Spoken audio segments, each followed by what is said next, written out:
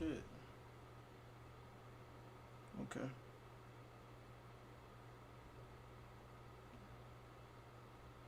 What the fuck is this? What the heck is this? What the heck is this? Okay. We live, baby. Let me set this up. Need this phone over here. Actually, I don't even need that phone. I could use this phone. Oh, this phone is dead. Wait till y'all come up in here, man. I gotta make sure we live though. Where my other phone at? There you go. That's enough percentage.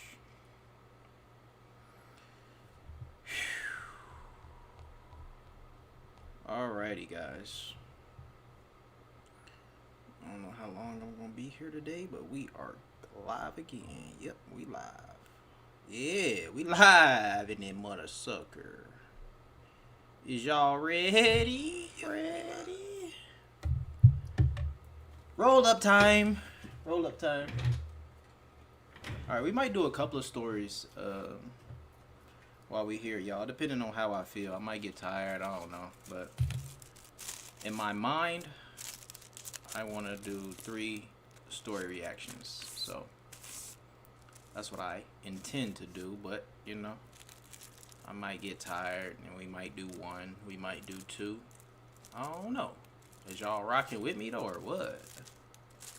Oh shit, they over there on We Still Hustle Daily. Okay, I see y'all. Oh shit, we lit over here. Hey. Why is my light blinking? Oh, I know why it's blinking. Alright. Yeah, full house today. Y'all getting used to this live, huh? Y'all like the lives or what? Y'all done got me excited. Damn, y'all in that thing. Y'all done got me excited. I might do goddamn couple of stories with y'all. Sheesh. Sheesh. Yeah, we might do the whole 3. So we might be here for damn near 2 hours. I don't know. Like I say, I gotta see how much I want to do. You feel me? I ain't worked too hard today though, so I kind of feel like that's why I want to do these 3 real quick. We could do all these 3 in one whop. I'm really interested in one of them though, to see what one of them was talking about. But we rolling up. You know what I'm saying? I might need to roll up twice, but we're going to do 1 for right now, then we're going to get it started. You know what I'm saying? I don't want to keep y'all waiting. Shout out to the Hustle Nation. I see y'all in the building. You feel me? And I appreciate y'all. We got Florida in the house. Yep. Make sure y'all hit that like button.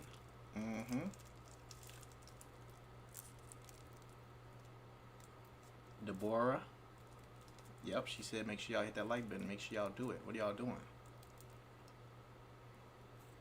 Cute but psycho. Holy! Cute but psycho is crazy. Damn. Psycho ones though. Holy. Holy. Don't get me started. Don't get me started about them psychos, man. Holy. Sheesh. Alright, we rolling up. Y'all ready or what? Like I said, we probably be here for like 2 hours, depending on how much I feel like doing, you know what I'm saying? But I ain't did a whole lot of work today, so I feel like I got a lot of making up to do. You feel me? Damn, ain't nobody said nothing over there on We Still Hustle Daily too? Damn, where y'all at? I see y'all watching. Y'all can say, one person say what's up over there on We Still Hustle Daily too. Where y'all at? I see y'all watching though. We about to get right into it. We got 34 and 7 people over here. We about to get lit. Yep, right on time. JP, back again. I seen you yesterday. Right on time. Yep. Like I say, we probably be here for a little minute. I got 3 that I want to do. But like I say, we gonna see. We gonna see. Y'all ready? Okay, Nicole Scott said something over there on We Still Hustle Daily too. How you doing? How you doing, Miss Nicole? I appreciate you saying something. We about to get right into it. Like I say, where the hell is my thing at? Alright, y'all ready or what? First story, here we go. Like I say, we might be doing 3 in one whop. Let's get it. You have never heard a travel story quite like this one. Buckle up. So about 2 years ago, me and my best friends from college decided we were going to plan a trip to Spain. And without hesitation, I booked my flights. With that being said, at this time, I did in fact know that my passport was missing, but I decided that was a problem for later me. And about 2 months out from leaving for our trip, I decided that now's as good a time as any to call the passport agency and see what they could do for me. And the nice lady on the phone told me that I was fucked and that my passport was not going to be ready in time or shipped to me in time. So I was going to have to book an in-person appointment to apply for a new passport in JP, person. I'm like, that appreciate you. Is awesome. On top of that being awesome, the best part is that you cannot book an appointment until the week that you are leaving the country. The week. And you also have to have proof that you're leaving the country. So good thing that I had a non-refundable flight. Keep in mind, the passport agency is open from 9 to 5. And they break at lunch. Those are working man hours. So my patient and amazing stepmother called the passport agency to make an appointment for me and waited on hold for God knows how long. Bless her soul. She texts me and she's like, hey Hannah, great news. They have an appointment for you in New York City. I'm like, that is so good because I live in North Carolina. And she's like, yep, and guess what? That's not the best part.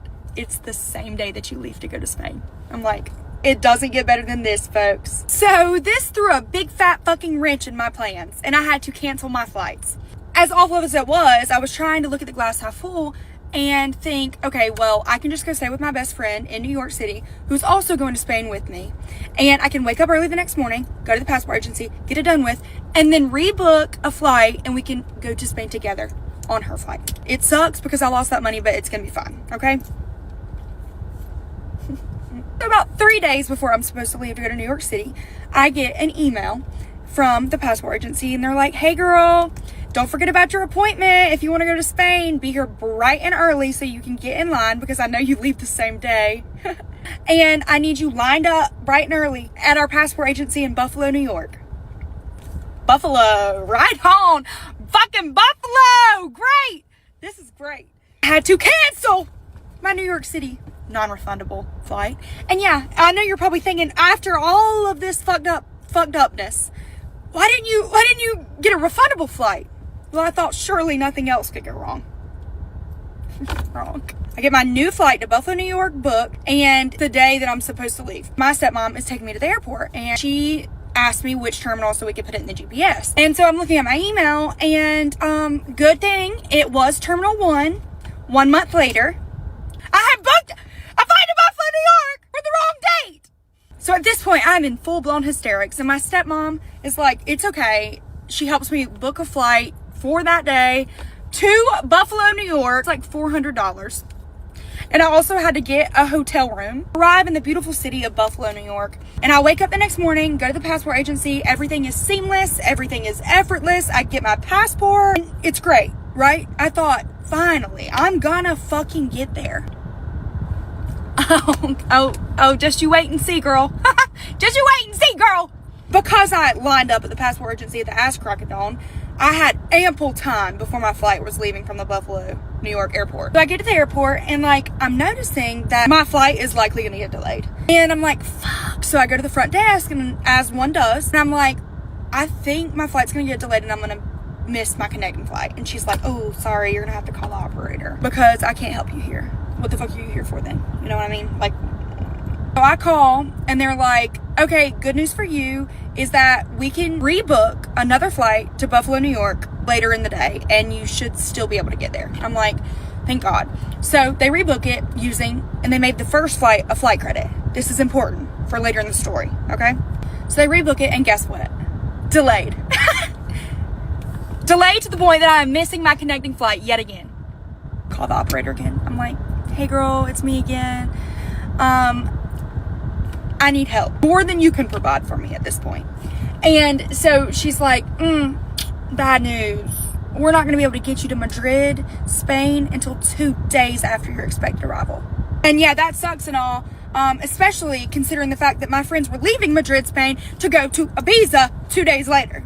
I would miss the entire first leg of the fucking trip if I did not get on an airplane that fucking day, okay? He's like, and I go, I'm like, oh my God. She's like, the only thing I can tell you is that you're probably going to have to book with a different airline. I'm like, so she said, the lady at the front desk can probably help you do that. I'm like, great. So I go up there to her and I'm asking for help. And honestly, God bless this woman. She was so nice to me and she was an angel. And if she would have offered to rock me and pat my head, I would have let her, but she didn't. The woman on the phone is trying to get me my refund, but unfortunately, because I used it on the second flight as a flight credit, they were not going to be able to give me a full refund to buy a new plane ticket with a different airline. So the woman at the front desk is like talking to her, trying to figure it out to get me my refund. And I am like sobbing uncontrollably at this point. No other airlines leaving out of the Buffalo, New York airport that are going to get me there in time. Are we surprised? At this point, I wasn't. The woman at the front desk tells me, she's like, honey, it looks like there's some flights that can get you to Spain out of Toronto airport. Toronto, Canada.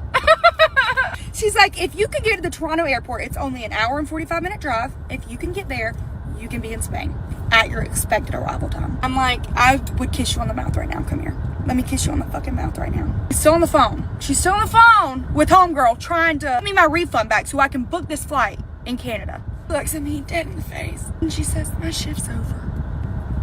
And this is as much as I can do for you. And I'm like, sobbing uncontrollably still. And I'm like, no, God, no. Please, God, no. Don't leave me, airport mommy. I'm just a 24-year-old little girl. Anyway, I get it figured out.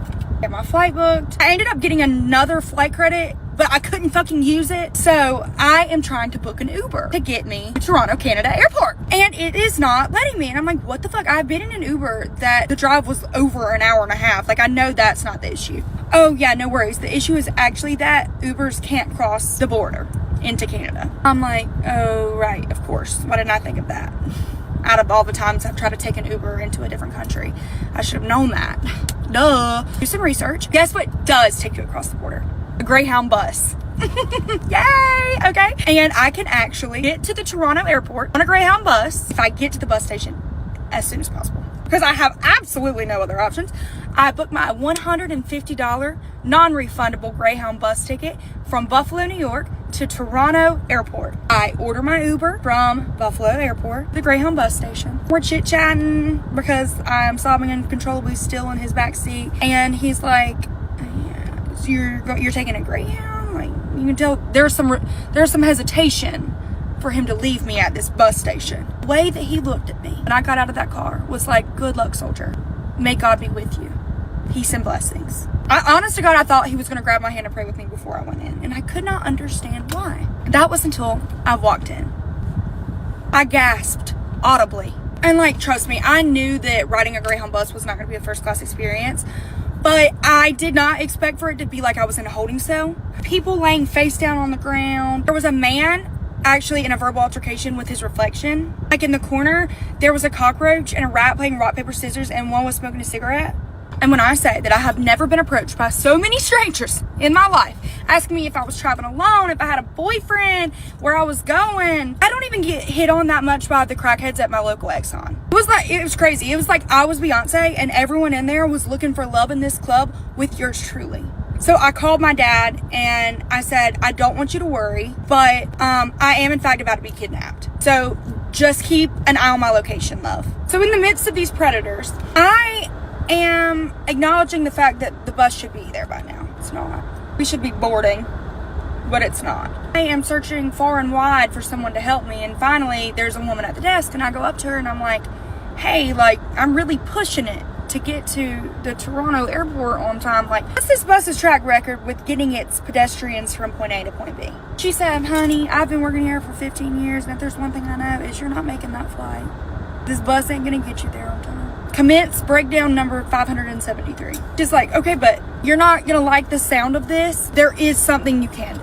And I'm like, let me hear it. Give it to me, Rachel. Give it to me, Rachel. What you can do, because Ubers will not cross the border, is you can Uber to Niagara Falls. Just a 10-minute Uber from this bus station. And you can walk across the border, United States, to Canada, catch an Uber in Canada, and they will take you to the airport. I said, come here. Pucker up. I order my Uber. The Uber takes me to none other than Niagara Falls. You would think that they would have a sign that says Canada this way. Alright, somebody say she has bypassed too many opportunities to not have canceled that damn trip. Like, seriously. Yeah, she is definitely determined to get to goddamn Spain. She ain't playing. Y'all know y'all people who be taking trips, y'all be trying to go on that trip, boy. Y'all be looking forward to go on that trip. This is my thing about trips. I'm cool with seeing, you know, another part of the world, I guess. I guess that's cool, you know. I guess that's cool, you know. There's nothing wrong with that. But people be going on trips to do the same shit that they can do here. It's the same shit. They got beaches here. They go over there and sit on the beach. Fucking get on them ATV things.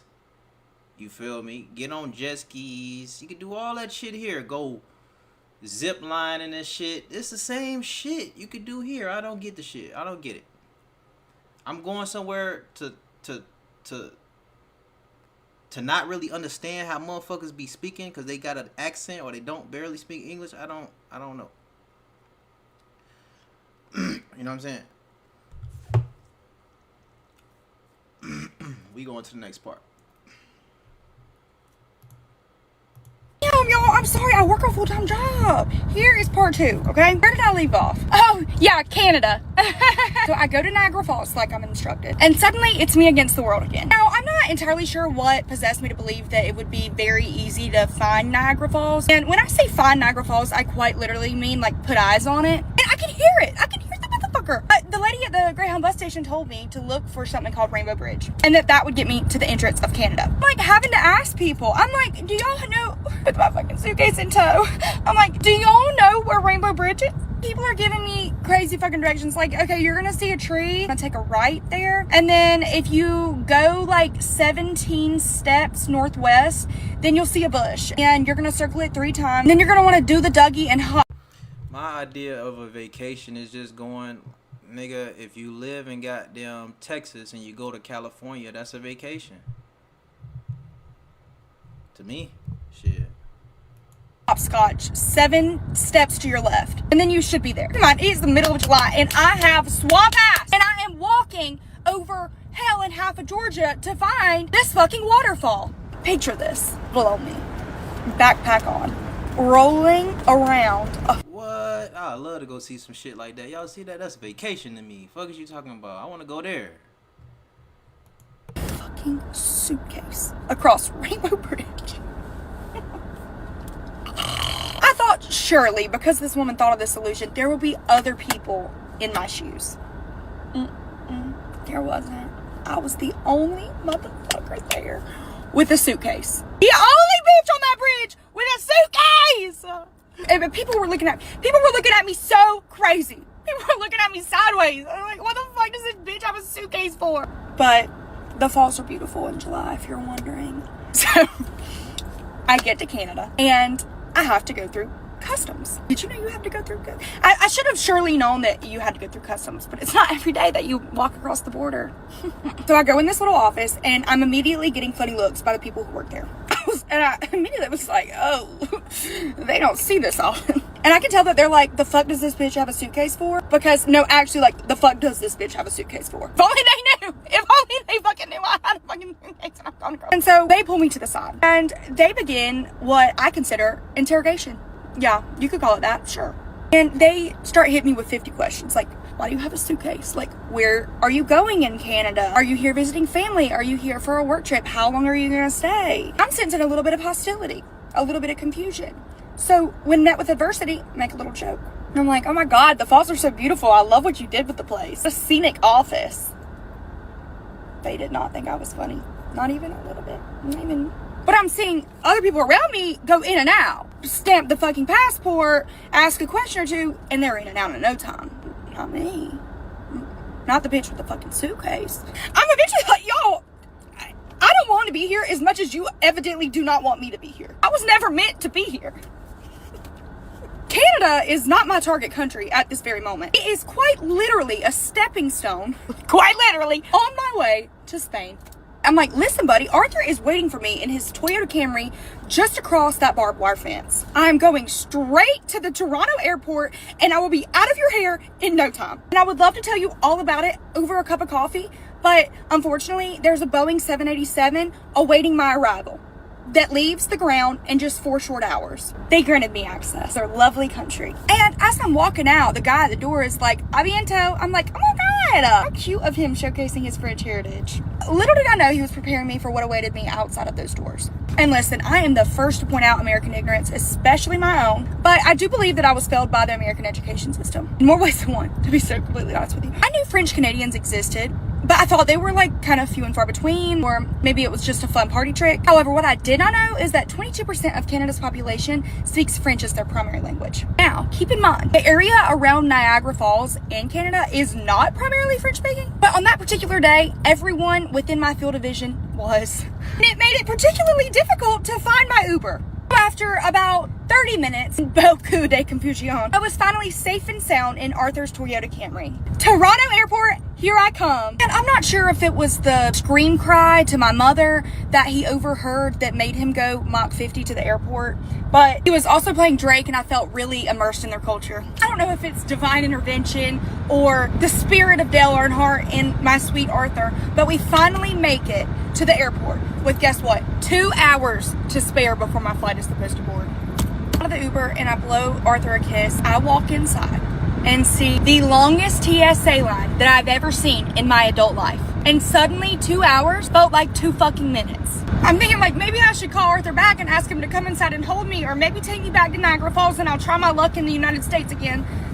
I don't know. I'm getting closer and closer to the front, and at this point I have 30 minutes until my flight boards. And to my dismay, I see them handing out the little plastic bags. I'm no stranger to the little plastic bag. The little dumbass, stupid ass dumbass, but typically, if you're lucky, they won't enforce it to this extent. But this guy must have been having a really shitty day, much like myself. When I get up there to him, he hands it to me and takes out his megaphone. It's like, hey, stupid bitch, put all of your fucking liquids in this little plastic bag, the smallest plastic bag you've ever seen in your fucking life. And of course, they don't give you the damn plastic bag until you get up there, and there's about 7,036,000 people behind you, and they're looking at you like, girl, put the shit in the bag. You heard the man. I've got a flight to catch.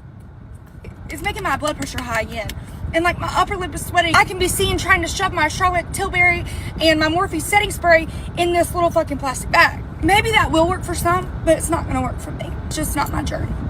So I said, sir, what if I can't fit everything in this plastic bag? He said, oh, then you're just going to have to throw it away, you stupid bitch. Unfortunately, after I've dropped about $1,800 on flights that I never even boarded or even actually laid eyes on, I don't necessarily have Sephora money. He finds an ounce of kindness in his heart and he walks up to me and he says, ma'am, you know, if you can't fit it all in the plastic bag, kind of holding up the line here, you can take your happy ass on over to that front desk and check it. And I don't know what came over me. I definitely wasn't thinking straight, but in the moment, that seemed like a good idea. And he tells me, you're going to have to wait in line again. I said, it wouldn't be the first time, buddy. So I get out of line and I sprint. Usain Bolt, that baggage drop. And this woman greets me and she says, bonjour. She says, here to drop off a bag? And I said, yeah. She said, oh, actually that flight? You want it for that flight? Too bad, so fucking sad, because guess what? We stopped doing that 10 minutes ago. Thank you, kind lady. Okay. Thanks. Head hung in shame, because what a dumbass idea that was to get. I ain't gonna lie, at this point, I would think it's a sign for me not to go. Out of line, and I get a notification on my phone from my airline. Guess what? It said, God's looking out for you, you crazy girl. Your flight has been delayed 30 minutes. And you have enough time to wait in that stupid ass TSA line again. I still was gonna have to make the executive decision as to what makeup was going with me on my journey to Spain and what was staying in the trash can in the Toronto airport. I'm back at the front and it's the same motherfucker. And he's looking at me and he's giggling. He wasn't actually giggling, but like I know he was probably giggling at my weakness and my tears. At this point I wasn't medicated yet. Like I wasn't on Zoloft. Like it was really bad. And he's laughing his ass off and like pointing and taking pictures. And he grabs the bag. I said, I'm still sobbing. And I'm like, I don't need the fucking bag. Keep the bag. I don't need the bag. I'm just going to throw it all away. I don't even give a shit. Everybody around me is like, and so So, you know, like when you put your bag on the conveyor belt, if there's something in it that you can't have, it'll go to the left and it'll turn red and they'll like check it or whatever. And then if it's fine, it'll go through and be green and you can get it on the other side. So I plop my bag up there and I send it through. Guess what? Green. I'm looking around. I'm thinking, I hope nobody saw that. Nobody saw my absolute fucking meltdown. I hope Billy at the fucking turntable isn't watching this and sends it away. God, what do? Like, am I gonna get arrested? I'm gonna be on the no-fly list? Like, is this illegal? I don't know. I've never grabbed that bag off of that conveyor belt so fast. I didn't even have my shoes on. I had one shoe on and I took off running. My mind said, bitch, get your Morphe off that table and get your ass gone. Get to that gate and don't look back. Don't look back. And so I took off. I did not turn around to look back. I just kept going. I kept going. Guess what? I got to my gate with like 5 minutes to spare.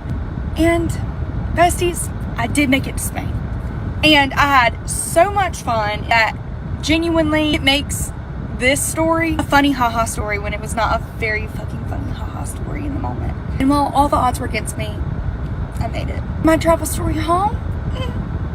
That's a whole nother story. Alright.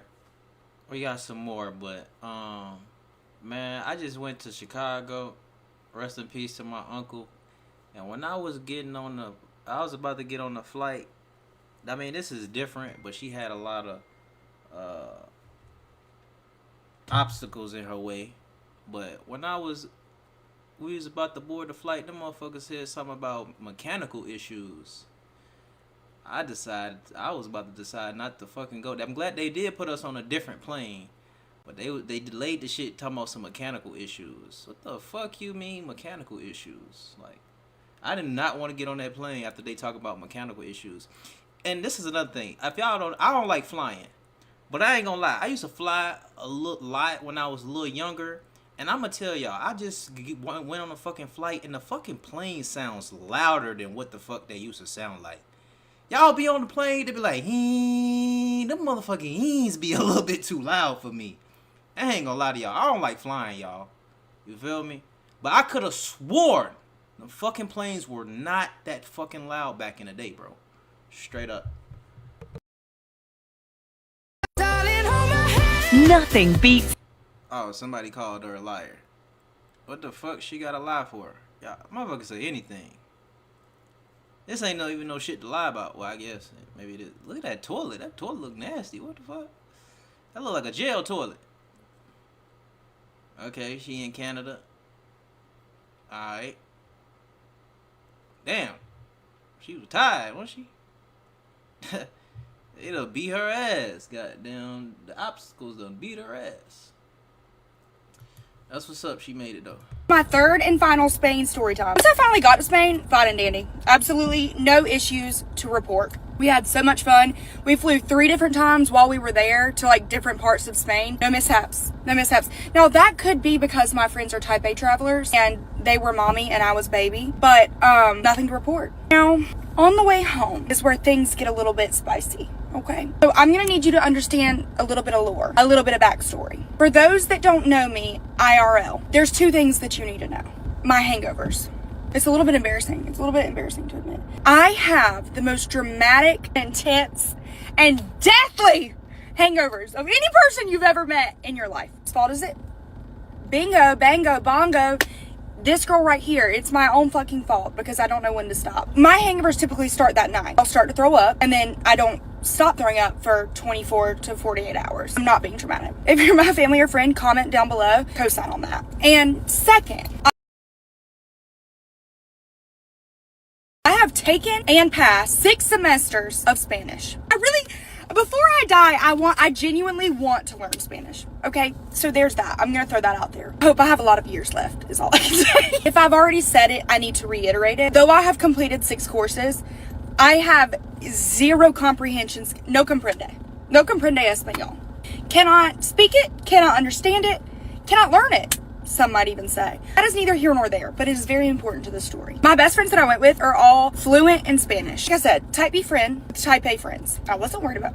Mommy, can you ask them where El Baño is? Okay, let's get into it. Our last leg of the trip was to go to Pamplona for the running of the bulls. So fun. Would recommend. I did not know that the bull was going to be killed, but that's neither here nor there because it is what it is. They do it if I'm there and they do it if I'm not there. I did not actively watch that. The thing about Pamplona is that it is very pequeño. Don't get good service there. And at the time that I was there, they might have Ubers there now. When I was there, they did not have Ubers. And because of the horrific and vile travel experience that I had getting there, no fucking way, God's green earth, I was gonna miss my flight to get back to the good old US of A. I was craving ice cold water like you couldn't believe. And one that I could take the top completely off of. Ice. Did I mention that? Ice.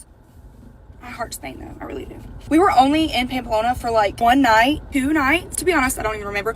All that matters to this story is that we were leaving from Pamplona to go back to America. My flight, mind you, is bright and early at 6 a.m. I picked that poison because I wanted to get home early. Looking back now, terrible idea. Why the fuck did I do that? Because I need you to understand the level in which I was shit-faced drunk.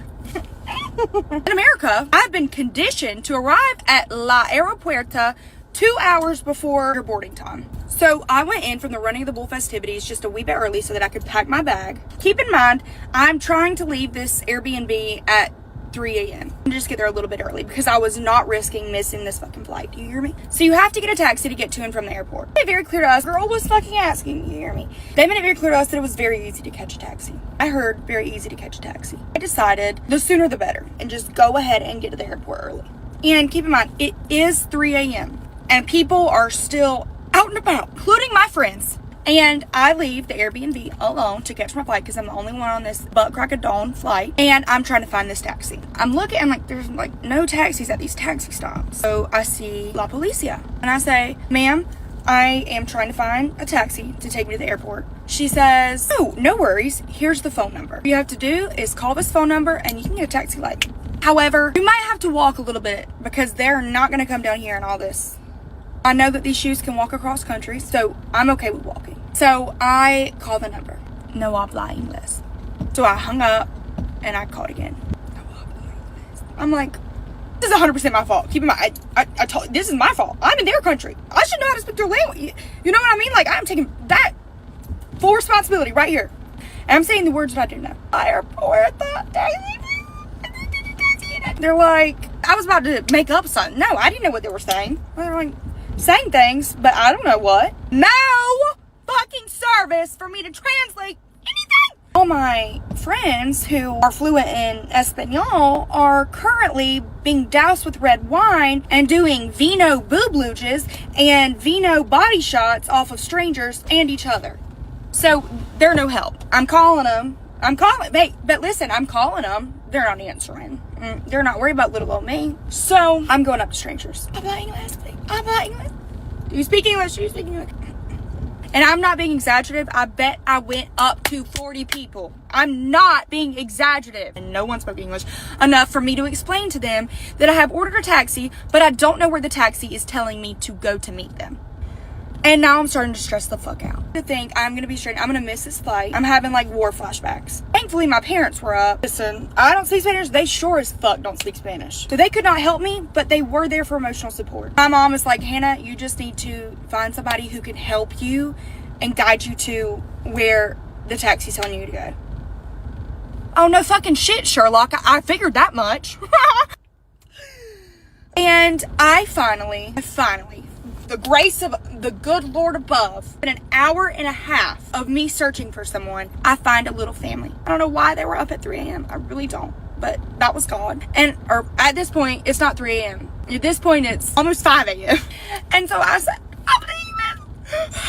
And the guy points to this little girl, and she's like, literally like 8 years old. And I said, I need a taxi to get to the airport. Please help me. I've been on the phone with a taxi. They cannot understand me to tell them where I am. And I can understand them tell me where to meet them. And I need help, please. SOS. I want to go home. I'm editing this final part of the story and I'm going to have to split it into 2 pieces because there's not enough time to post the whole story in one. But it's already done editing, so I'm going to put it in the comment.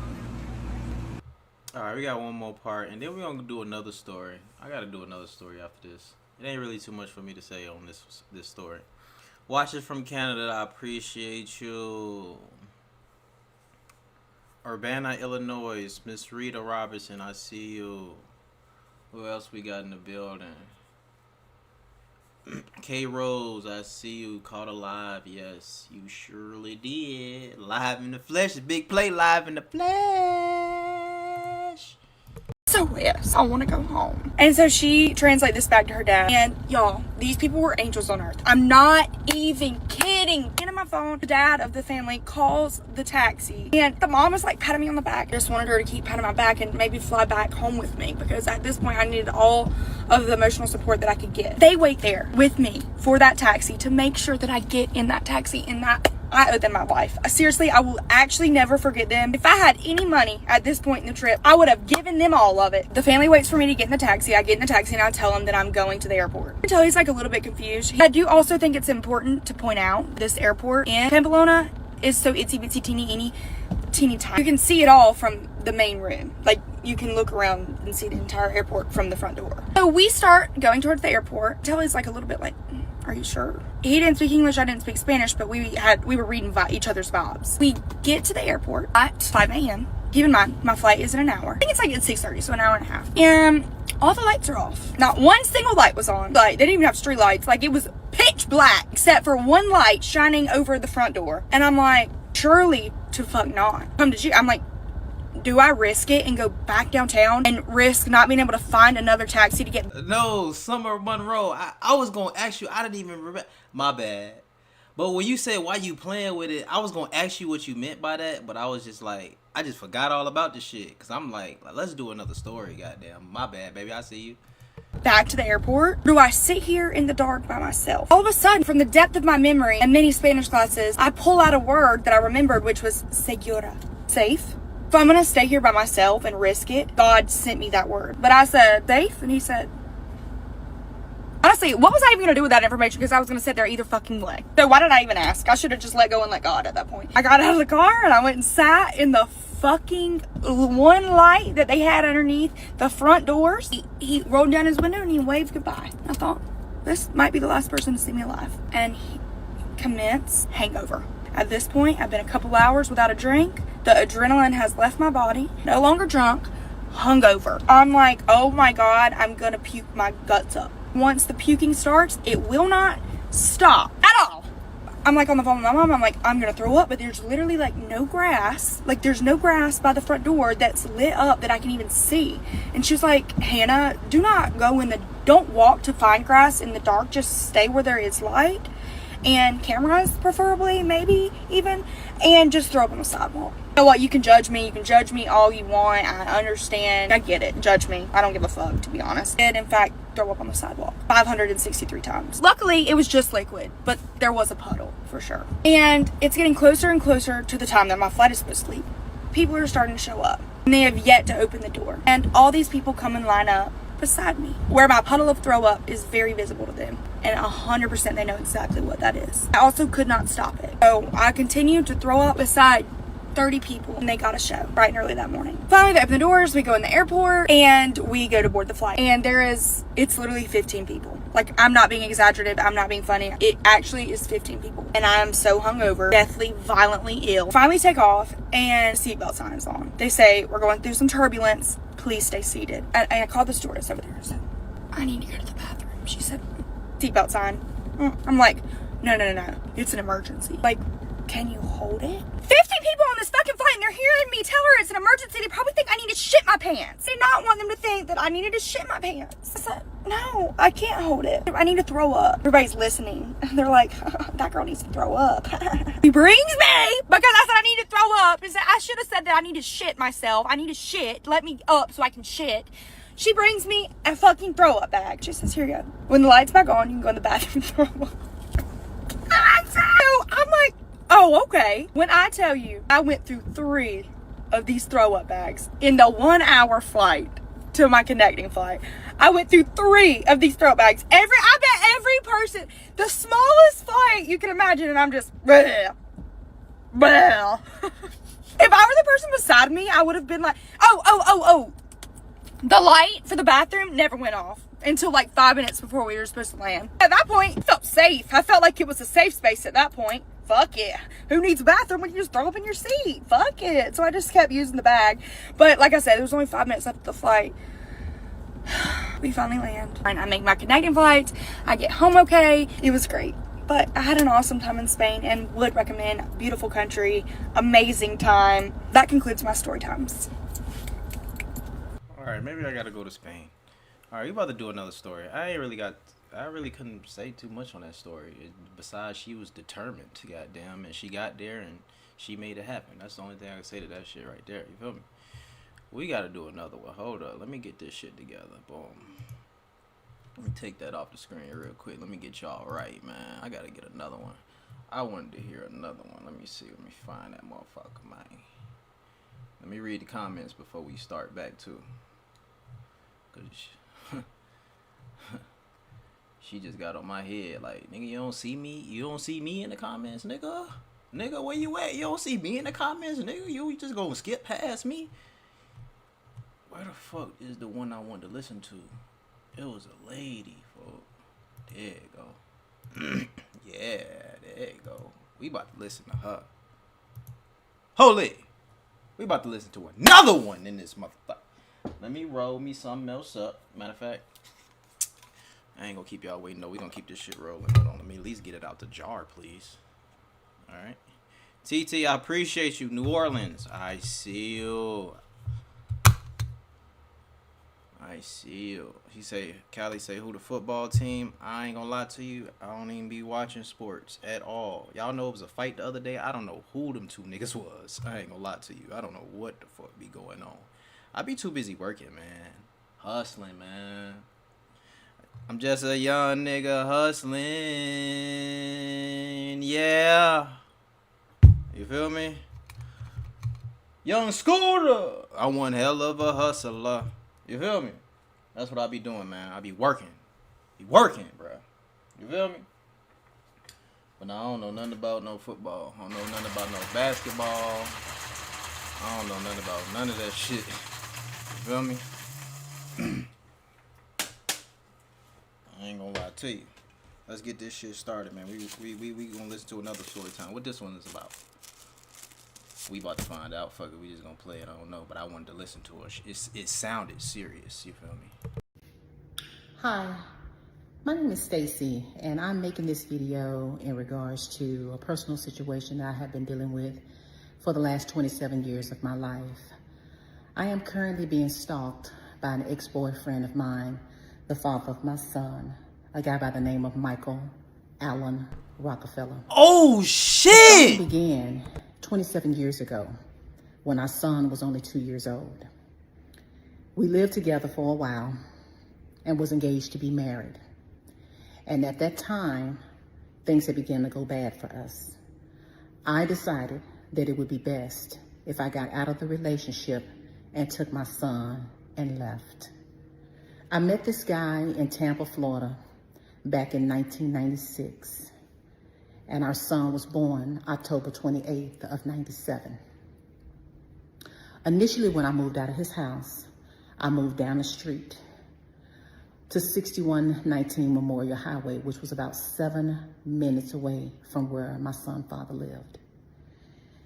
From that moment on, every time that I've ever moved and relocated, my son's father has always managed to locate me, stalk after me, harass me, badger me, and torment me to death. It has physically been 27 years later, because our son is now 29 years old and an adult, and the stalking has continued. What my son's father has managed to do over the years is track me down through my social security number, which he has, because we were in the middle of a 3-year custody battle with our son, my date of birth, my social, and has put the... No, I didn't say that like I know him. I say that like the story gets serious with it. Y'all know, like, motherfuckers be on here playing. Oh, I'm not gonna say the name, but she say, nigga, Allen something Rockefeller, nigga. That's how you know that shit about to be good. Shit, she ain't playing. Information of what I believe out on the World Wide Web. Hired some thugs some wannabe gangbangers to break into my home and vandalize. This shit ain't good to you. I told you. You see what this nigga doing? This shit good. I told you. I know. Hey, maybe I've been doing it for a while. I know this motherfucker about to be good. Vandalize my house, my property, steal items out of my home, out of my property, damage my cars, key my cars, and steal anything that they so please. I believe that they are accessing my house through an actual key cutter, making a key and letting themselves in. When I relocated to Pennsylvania in March of 2021, I lived in a small town called Indiana. I'm not a very popular person at all. I don't do social media. I don't hang out. I don't party. I don't club. I don't drink. So it's really no way to really know anything about me, my whereabouts, and where I live. My house was vandalized and broken into in Indiana, Pennsylvania. At that time, I filed a police report with Indiana and naming him as the mastermind behind it. I since then moved from Pennsylvania to Perrysburg, Ohio, where I rented a 2-bedroom apartment with my cousin. Several days later, our apartment was broken into and some items were stolen from mine. I reached out to our landlord and said that, hey, I believe somebody's gotten into our apartment. My personal belongings, my $489 prescription Donna Karan glasses have just walked up out of my apartment and I need my locks changed, which they gladly came out and did the following day. And they were able to get back into the apartment after the locks had been changed and continue to vandalize my apartment, damaging my belongings, my furniture, and anything that they could remotely get their hands on.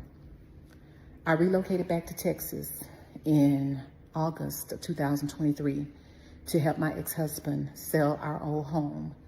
And at that time, you know, that house had been vandalized. I have purchased security systems through ADT as well as Vivid and have had cameras put in my homes to be able to watch for any type of illegal activity. My son's father is probably one of the most brilliant people on the face of this earth, because when it comes to hacking into computer systems, IP addresses, anything that's dealing with the internet, he's a mastermind behind it all. When these situations would come up to where things would come up stolen in our home or had been vandalized, our security camera would miraculously stop recording. So there was never really nothing that we could take to the police department. I have filed over 5 police reports in 5 different states. And I have said it once, and I've said it twice. I believe that it is him that is behind this. He is the mastermind of putting this type of operation together. He has never gotten over the fact that we have broken up. He has never been able to really accept that. He's never really been able to grasp the concept that our relationship ended 27 years ago. Y'all heard her say she got married and everything. No way this nigga still doing all this, man. She said she done got married and everything afterwards. Holy. And I'm not coming back. Some people can get along better when they're not with each other. Somehow it just works out that way. Then there are those who will not be able to accept the fact that you have left them. They will not be able to accept the fact that it's over between them. They cannot see themselves living without you. And it doesn't matter how many times I've relocated, which has been 18 times since the year 2000, including this location here. The Princess AG, sir, I see you, baby. I'm sorry. Y'all getting on me now. I see you, baby. I see you in the comments. Everywhere I've ever lived, everywhere I've ever moved, every job I've ever had, every car I've ever had, he has managed to track me down and find me. I am at the point right now where I have decided to go public with this video, asking the public for help. I recently bought a house here in Beaumont, Texas, and closed on the house last week. There are boxes, as you can see, throughout my house that I haven't even had a chance to really get. Damn, she living nice. Y'all see that crown molding on top of the ceiling and shit? Ew, Shit. Settled with. I was working on Labor Day up in Houston, Texas, and my ex was working up in his job in Houston, Texas, when we came home and noticed that our house had been vandalized. And what I mean by that is we came home and our brand new house with brand new cabinets had been cut out. That's his MO. We went to work today. We came home from work today to find that our dishwasher, which by the way I haven't used, and as you can see I haven't used it because it's brand new, has been scratched all the way down to the metal of that. And we were at work today for 10 hours. My custom cabinets have been keyed and scratched down all the way through the paint. As you can see behind me, these are custom cabinets. This is black. I mean, our custom too, I told y'all. Along with a charcoal color gray. We got home this evening from work to find that scratches had been put into our cabinets, which I can show you. Oh shit, look at them scratches. And paint had been chipped. Damn. We both were at work today for 10 hours. I'm gonna walk throughout my house and show you that every day when I come home, I have to Man, no way this nigga doing this petty ass scratching fucking refrigerators and shit, man. Come on. Physically no way, bro. Inspect my house for damages and things that have been done to my house while my ex-husband and I have been at work. Marble floors in my bathroom have been chipped. And I will show you this. That's been all chipped up. This is what he do. His motto is, if I cannot have you, no other man will. And if you won't pay any attention to me, and if you won't talk to me, then I will go after the very thing that you cherish and love the most, and that's your home. My ex-husband and I work very hard for the things that we have. If it's anybody that's going to tear anything up, let us be the ones to tear it up. I'm asking for the public's help this time around to be on the lookout for my home. I reside in Beaumont, Texas. This is a new construction home. This is in the country because I've always wanted to live in the country. It's peace and quiet out here, and there's not a lot that goes on. So when you find that your home has been vandalized and you haven't even been in your home for 5 days, then you have no choice but to go public with it and ask for the public's help.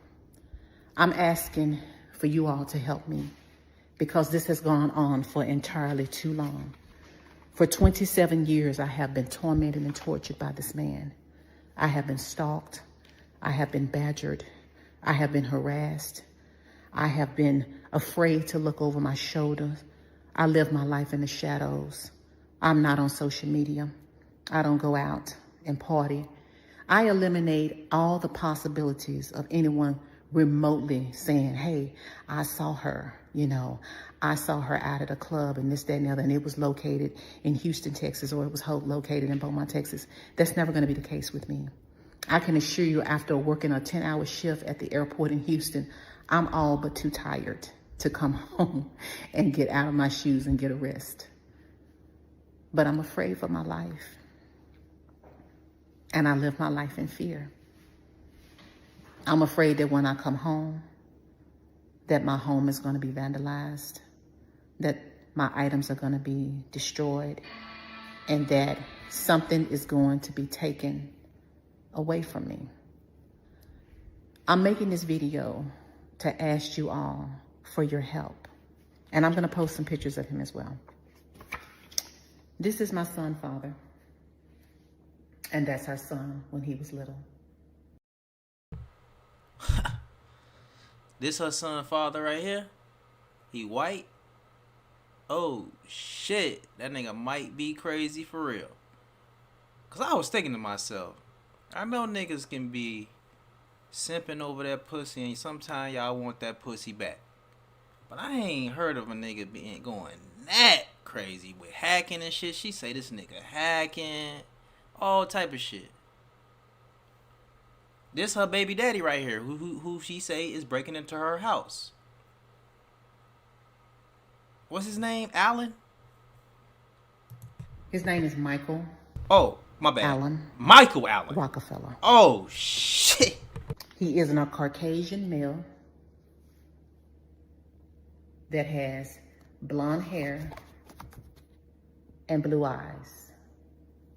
Alan, she already done moved on. Alan, she already gave somebody else that pussy. It's been 27 years later, Alan. You, no way you still doing this shit over that pussy 27 years later, Alan. Can't be. She said y'all son 29 or some shit, man. His height is about 5'10", and back then, and that's been almost 27 years ago, his weight might have been at maybe 180. Here's a picture of him with our godmother. Get your ass again, Alan. What the fuck, man? The last known address that I had for Michael Rockefeller is a Dallas address, and it was at 190 North Moore Road, apartment 6205, Capel, Texas, 75019. His date of birth is August 20th, 1962. Driver's license number is 18. Oh, shit. No. Don't give him the... Oh, I gotta fucking pause it. Don't give him out that. Shit. Not repeat the entire Social Security, but I do have the last four as being 931. No, don't give the man... So she ain't playing, y'all. Posting it on YouTube. Oh, and asking everyone for their help. Oh, my God. For women who live their life in fear, for those of us who are dealing with ex-husbands and ex-boyfriends, who are dealing with demons and madmen, and people who have decided that I can make your life a living hell, and I will. Please help us. We are powerless against these kind of men. And it doesn't matter how much you stay away from them. It doesn't matter where you move, what type of car you buy, how you change your appearance, how much weight you gain or lose. They will always, always find you. They are predators, and they prey upon the weak. He has been an enemy. He has made himself an enemy of me. He never wanted to get along with me for the sake of our son. And when I walked away 27 years ago, this is my punishment for remarrying someone and moving on with my life. So please help me. If you've seen this man, if you know anything about him, his whereabouts, if you know anyone that he hangs out with, if you know his job location, if you've seen him around town, if you recognize him on any of these photos, please reach out to the Jefferson County Sheriff's Department with any pertinent information that you may have. I have an open case with them, and I'm asking for the public's help. Pray for my safety. Pray for my ex-husband's safety. Pray for all of the women who live their life in fear. And may God protect us all. My name is Stacy. Oh, Yo, Alan. Man, please tell me you ain't doing that shit. Alan, you gotta be more like me. Hey, listen. You fuck another nigga after me, I don't want you no more. Straight up. I still fuck you though, but you know what I'm saying? I don't really want you no more. I ain't gonna lie to you, like, you feel me? That's how I look at the shit. Alan, no way he doing all that shit, man. But I ain't gonna lie, she need to help us, right? She need to help us. Look at the motherfucking cabinets and shit. She talking about we need to help her. She need to help us. You feel me? Nah, but on a serious note, that's crazy. She say the fucking cameras that she hooked up in the damn house is going out. He good with tech. Oh shit. I know she better get a gun. Yeah, she definitely better get a gun or some dogs or some shit. Ain't no way this nigga just coming in there, breaking in her house and doing little shit. Oh, you don't want me no more? I'm about to scratch up your cabinets. I'm about to scratch up your fireplace, scratch up your refrigerator. No fucking way, Alan.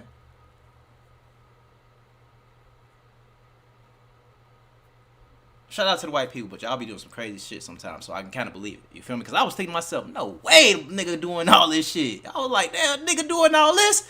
When she brought up that Caucasian nigga, I say, oh shit, he really might be doing this shit. Straight up, you feel me? I'm gonna fuck with y'all, though. I'm gonna do one more. Hold up. This last one kind of long, though, but we gonna do it. And give me 1 second, you feel me? Since y'all rocking with me and I'm rocking with y'all. Alan, you a trip. Alan, you need to cut that shit out. I don't want to believe the nigga just going in that motherfucker, breaking in their house like that and scratching shit up, though. Like, little baby ass scratches, too. He not motherfucking vandalizing that bitch for real. Like, he vandalizing it, but he ain't going crazy on the shit. Like, but she did say he hired some thugs. Alan, man, you gotta move on. She done gave somebody else that pussy. Your son 29. You gotta cut that shit out if you doing that, boy. Fuck is wrong with you? We gonna watch this one. Fuck is wrong with Alan, man? He tweaking. Alright, we gonna do this one, y'all. Hold up. Oh, shit. Hold up. I gotta do something real quick. We gonna get it. We gonna get it. We gonna get it. I think this is my last one, though. This one kind of long, though. You feel me? But I had to see what she's talking about. When she said that nigga name, I say, oh, shit. Here we go. Here we go. Damn, y'all can't see her. Bring her down so y'all can see, man. Here we go. I was up having a moment because my speaker is broke, so it's super quiet in my house. And I realized that it is Unalive Yourself Prevention Month. So this is the story time on how my little brother did the do. So a little backstory on our childhood. We didn't have a bad childhood. My mom had us really young. So she was still trying to date, still trying to get into her career. We spent a lot of time with our grandparents, so we didn't have like a bad childhood. In fact, like, we didn't have everything, but like we was like rich out of shit. Like, we had the house that all the events happened at, so all our cousins was always over. Like, we had family. Hold on, real quick. She's saying the nigga is good at tech, so he was from some type of way. Her cameras is going blank. She don't get no footage. She say he good with tech. Some of y'all was late. He good with tech, y'all. You feel me? The cameras and shit, that shit ain't working. You see what I'm saying?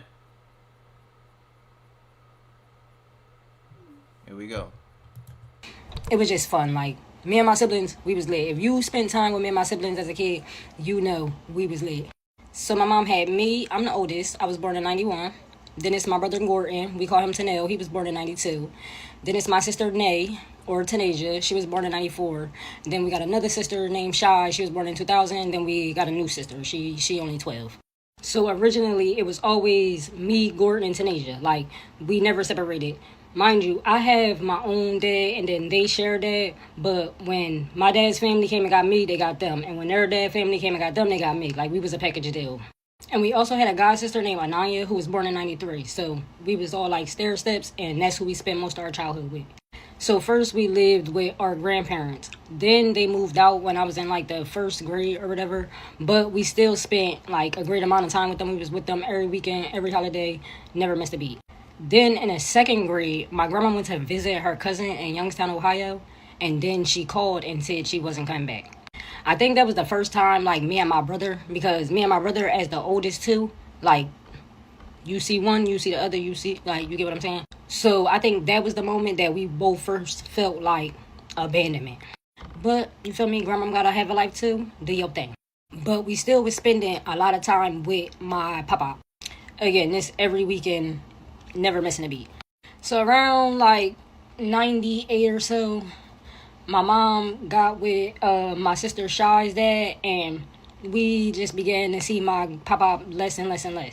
Again, my grandma was always in Youngstown, and we spent our holidays with her. Then my papa started getting sick. Mind you, we kids, so we like know, but we don't like know.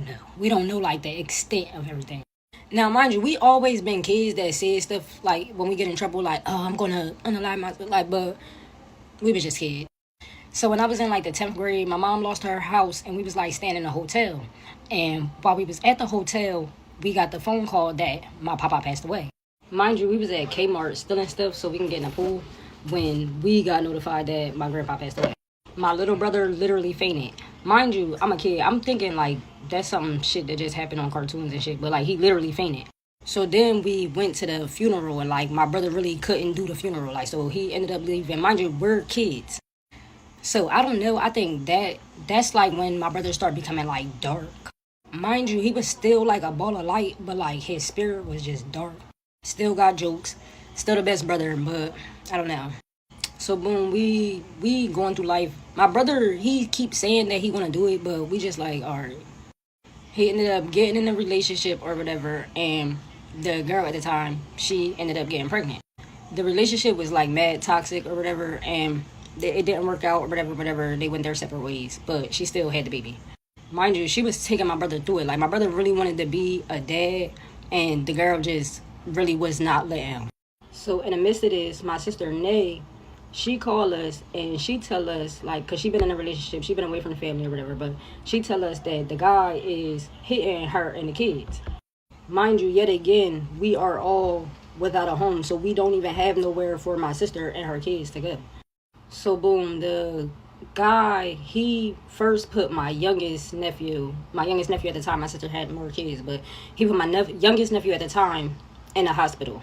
Mind you, we didn't get the full or real story at that time or whatever, but me and my brother, we knew. So now everybody just like scrounging around, like trying to figure out what can we do to fix this situation. And then the guy unalives my nephew. Not the one that he put in the hospital, but the one that's older than him. And maybe one day I could tell that story, but it's really not my story to tell, even though it is my nephew and it did affect me. But I feel like that's the next thing that like turned the light off in my brother. So now life's still going on, whatever. I'm in a toxic relationship. I moved to Virginia. I come back. In the midst of all of this, my brother find out that the baby not his. Now, like I said, my brother always said that he was going to do it, and we kind of like brushed it off. But at that time, I think we was all becoming like, he's going to do it. Like, we all knew that it was coming soon, and it was nothing that we could do. Mind y'all, way more stuff done happened in between us being kids and that point. But that's just like the tips of the iceberg. So, boom, now he in another relationship or whatever. And to be honest, when I first seen him with the girl or whatever, because it was my little sister friend, like, I knew that she was like young, and I knew like what he was battling was really heavy. And I said something about it, but everybody was like, Tara, just like mind your business. I even went as far as to tell the girl to not let my brother like threaten her with unaliving himself, because that's like abuse, and like that he's going to do it at some point, so just go. So I just now starting to get out my relationship or whatever the case may be. I'm getting back to work. I'm getting back to me. I'm talking to my brother, whatever, and like stuff is good. Mind y'all, this was Mother's Day weekend, so my mom was here from Texas and my grandma was here from I don't remember if she was in Virginia or North Carolina at that time. We had like a Mother's Day like thing at my house or whatever, and actually me and my brother got in a fight that night.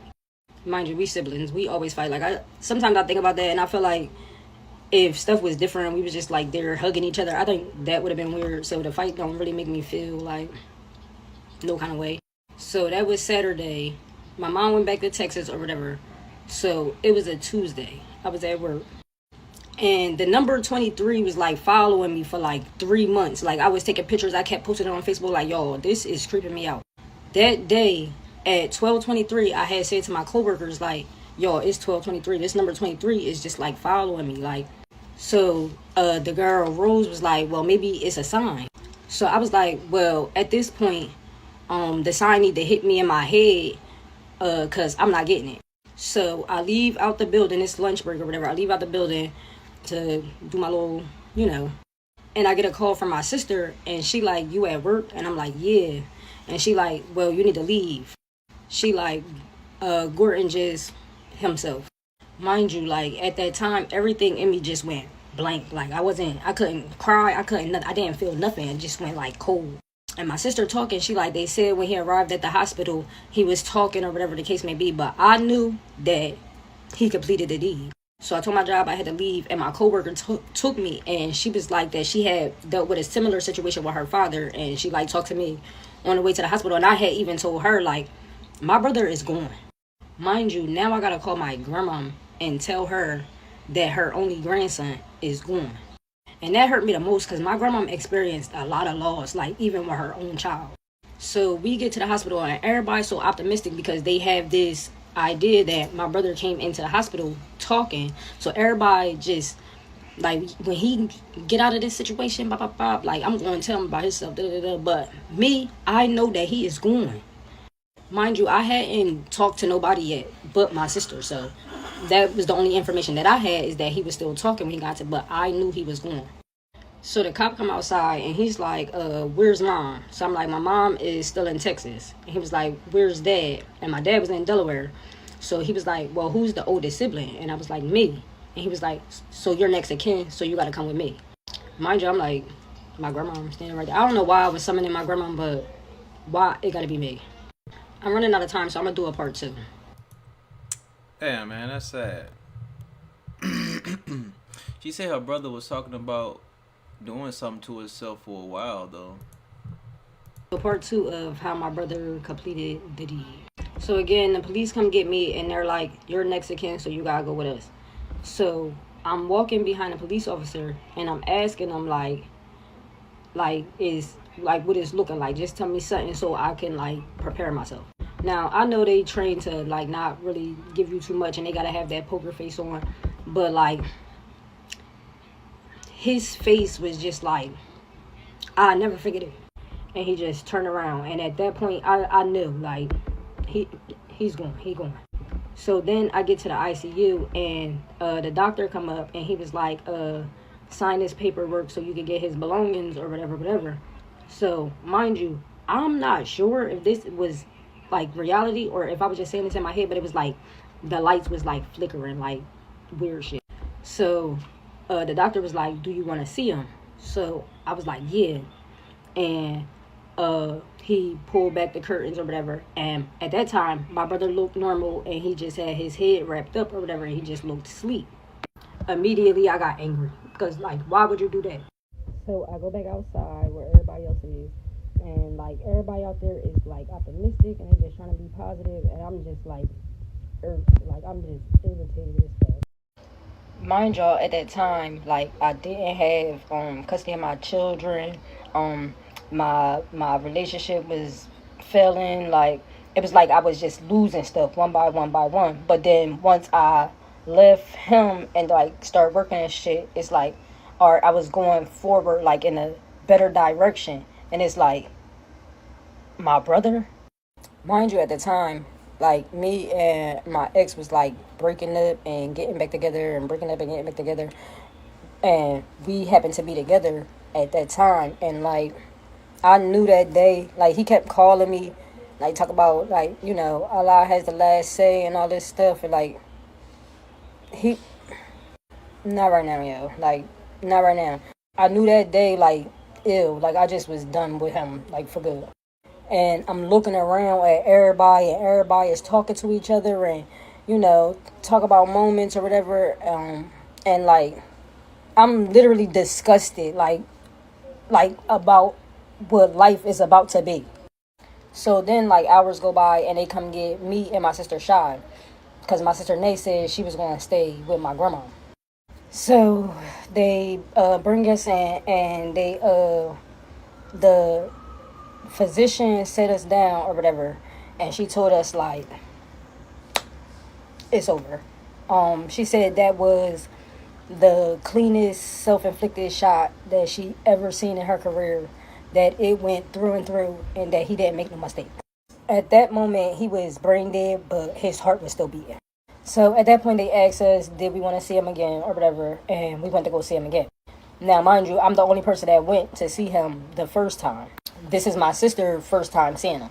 So now I see him, and his head is even more swollen, and now he looks gone. Even the way the heart was beating, like. Now, mind y'all, it's like a minister in a room or whatever, and she like just speak life into him or whatever, because the doctor was saying that he can go for a good like 3 weeks or whatever, so she was telling us to like speak life into him, and I was just so mad because I'm looking and there's no life. Like, that's my baby brother. Like, I know what he looked like with life in him. And that's even what I was telling my ex on the phone, like when he was like, Allah got the last say. I'm like I know my brother. Like, I know, like stop playing with me for real. And it's crazy because my brother, when we was growing up, he was real accident prone, and I always knew that he was going to go first. And I said that on this page before, like, he got hit by a car when we was kids, and like my soul literally left my body.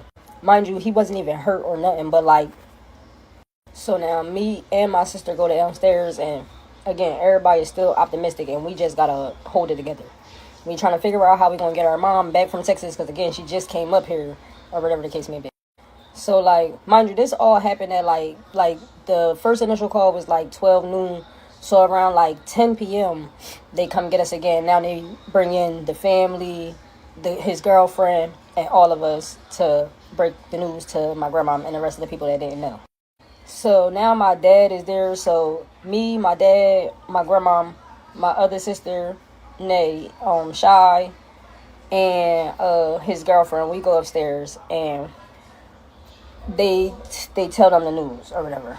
And like, I just sat back and watched, like his heart was like beating, and as each beat was going, like one by one, they lost it. Like, and mind you, like, my brother, he really was like, he was all of his friends' best friend. Like, my brother got 4 sisters. Like, he's all of our favorite sibling.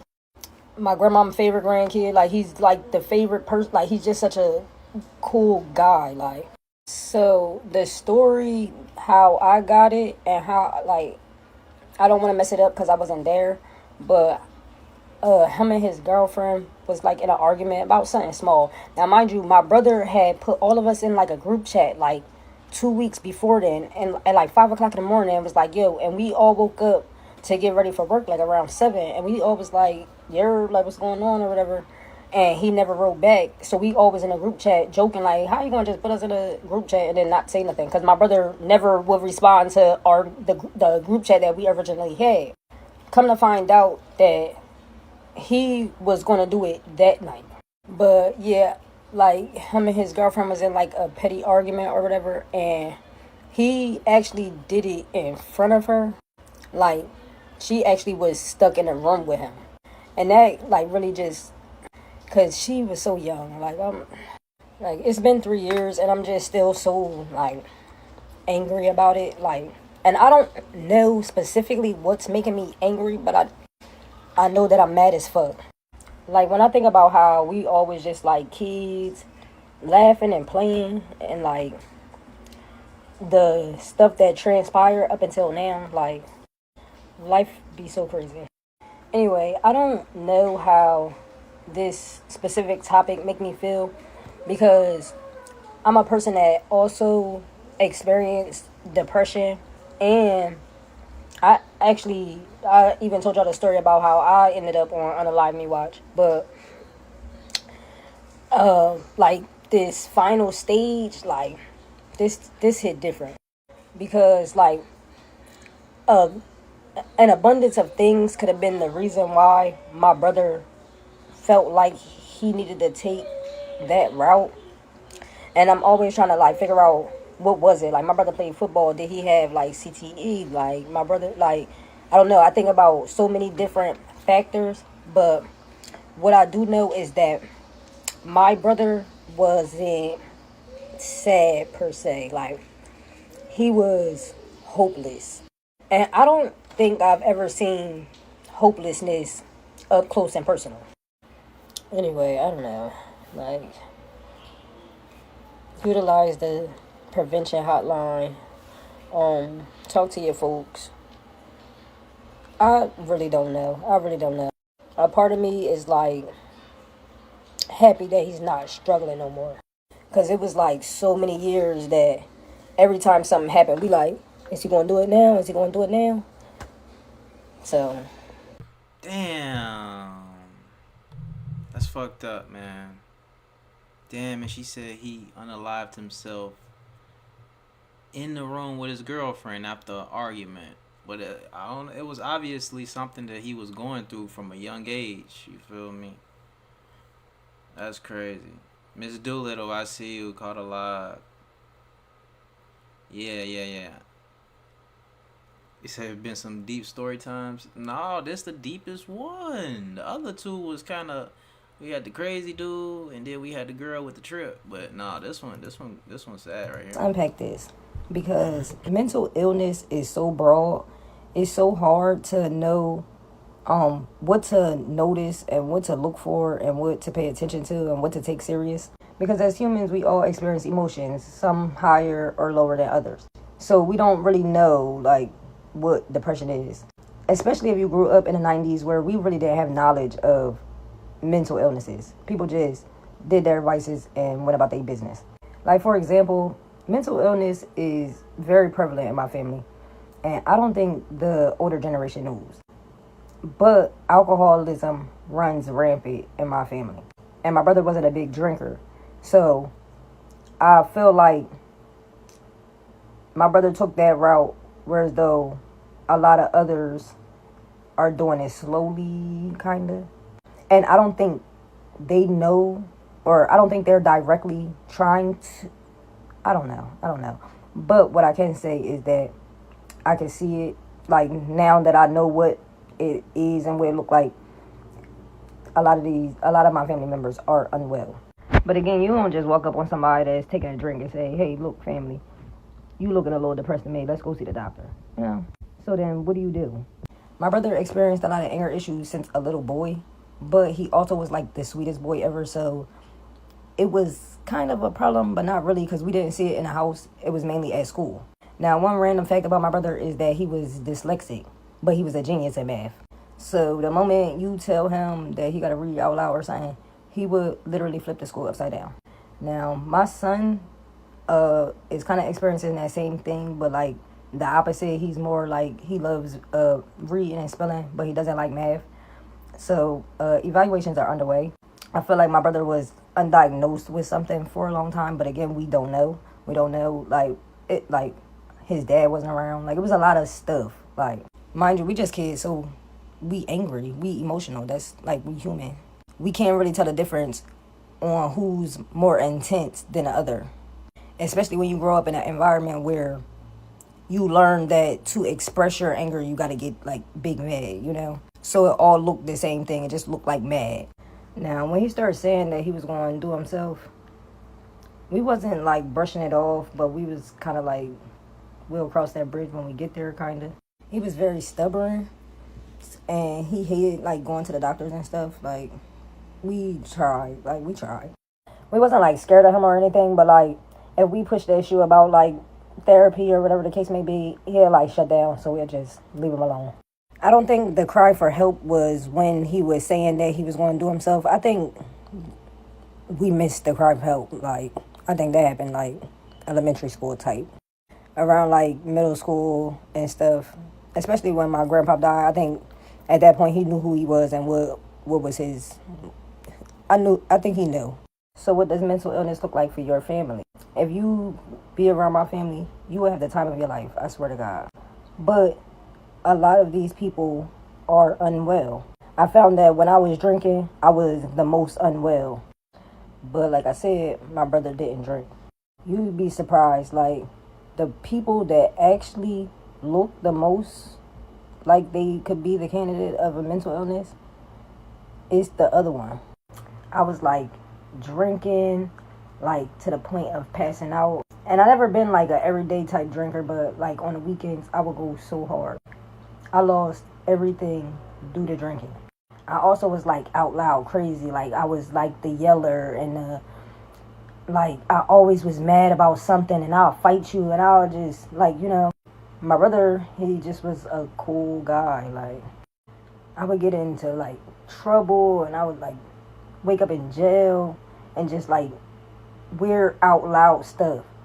I actually again ended up in the psych ward. I was experiencing like these extreme and intense like daddy issues, and people that know me would tell you like, but then it was my brother, the quiet cool guy who banged himself. Mental illness is just tricky like that. Life is just tricky like that. So For sure, but yeah, she said since elementary school, man. That's crazy. Taisha say one of my cousins who was like my brother was depressed dealing with his baby mama. I would stay on the phone with him till 5, 6 in the morning and had to be at work at 8. Yeah, that was good, Sometimes people just need somebody to talk to. For sure. hey, boo. So I did mention that I did not know why I was angry, but I know for sure that this is not it. The reason why I gave a background story on like our childhood and events leading up to my brother's loss is to kind of build a link between lax and mental illness. And let me further explain. My mom wasn't chasing a man, but at the same time, my mom had me, my brother, and sister by the time she was 20 years old. My mom was actually married to their dad, but it didn't work out. And what do most young girls want? They want love. Sometimes when you have children in situations where you're still in need, you affect those under you. My mom is not in no way wrong for chasing the things that she want in life, like relationships and her goals. But as women, we do have to start to build a better foundation before having children. And I'm not bashing my mom or nothing because I kind of did the same thing where I had children in situations where I knew I wasn't ready, and my kids have taken hits because of it. I've also had children with men who aren't capable of being a father. So then I put my children in this situation where they experience their own daddy issues, similar to my mom. But at the same time, she was just being a girl and a human. Like, we all have a need for companionship. Sometimes we have children and there's needs like people are not financially stable, people are not mentally stable, and we get pregnant and we say, but it's okay because I'm gonna love this baby. You can't outlove trauma. And this is something that I'm learning with my own kids. In order to break generational curses, you have to be aware of them. And my mom grew up in a time where generational curses weren't talked about. The mental illness thing is most certainly a generational curse. And then I'm not getting the knowledge until I'm an adult. Now I'm utilizing the knowledge, but I didn't have it to utilize it before I had kids. And it's just like a vicious cycle until one of the generations put a stop to it. And I'm praying for that generation to be the generation with my kids in it. And also, my grandma didn't just up and leave.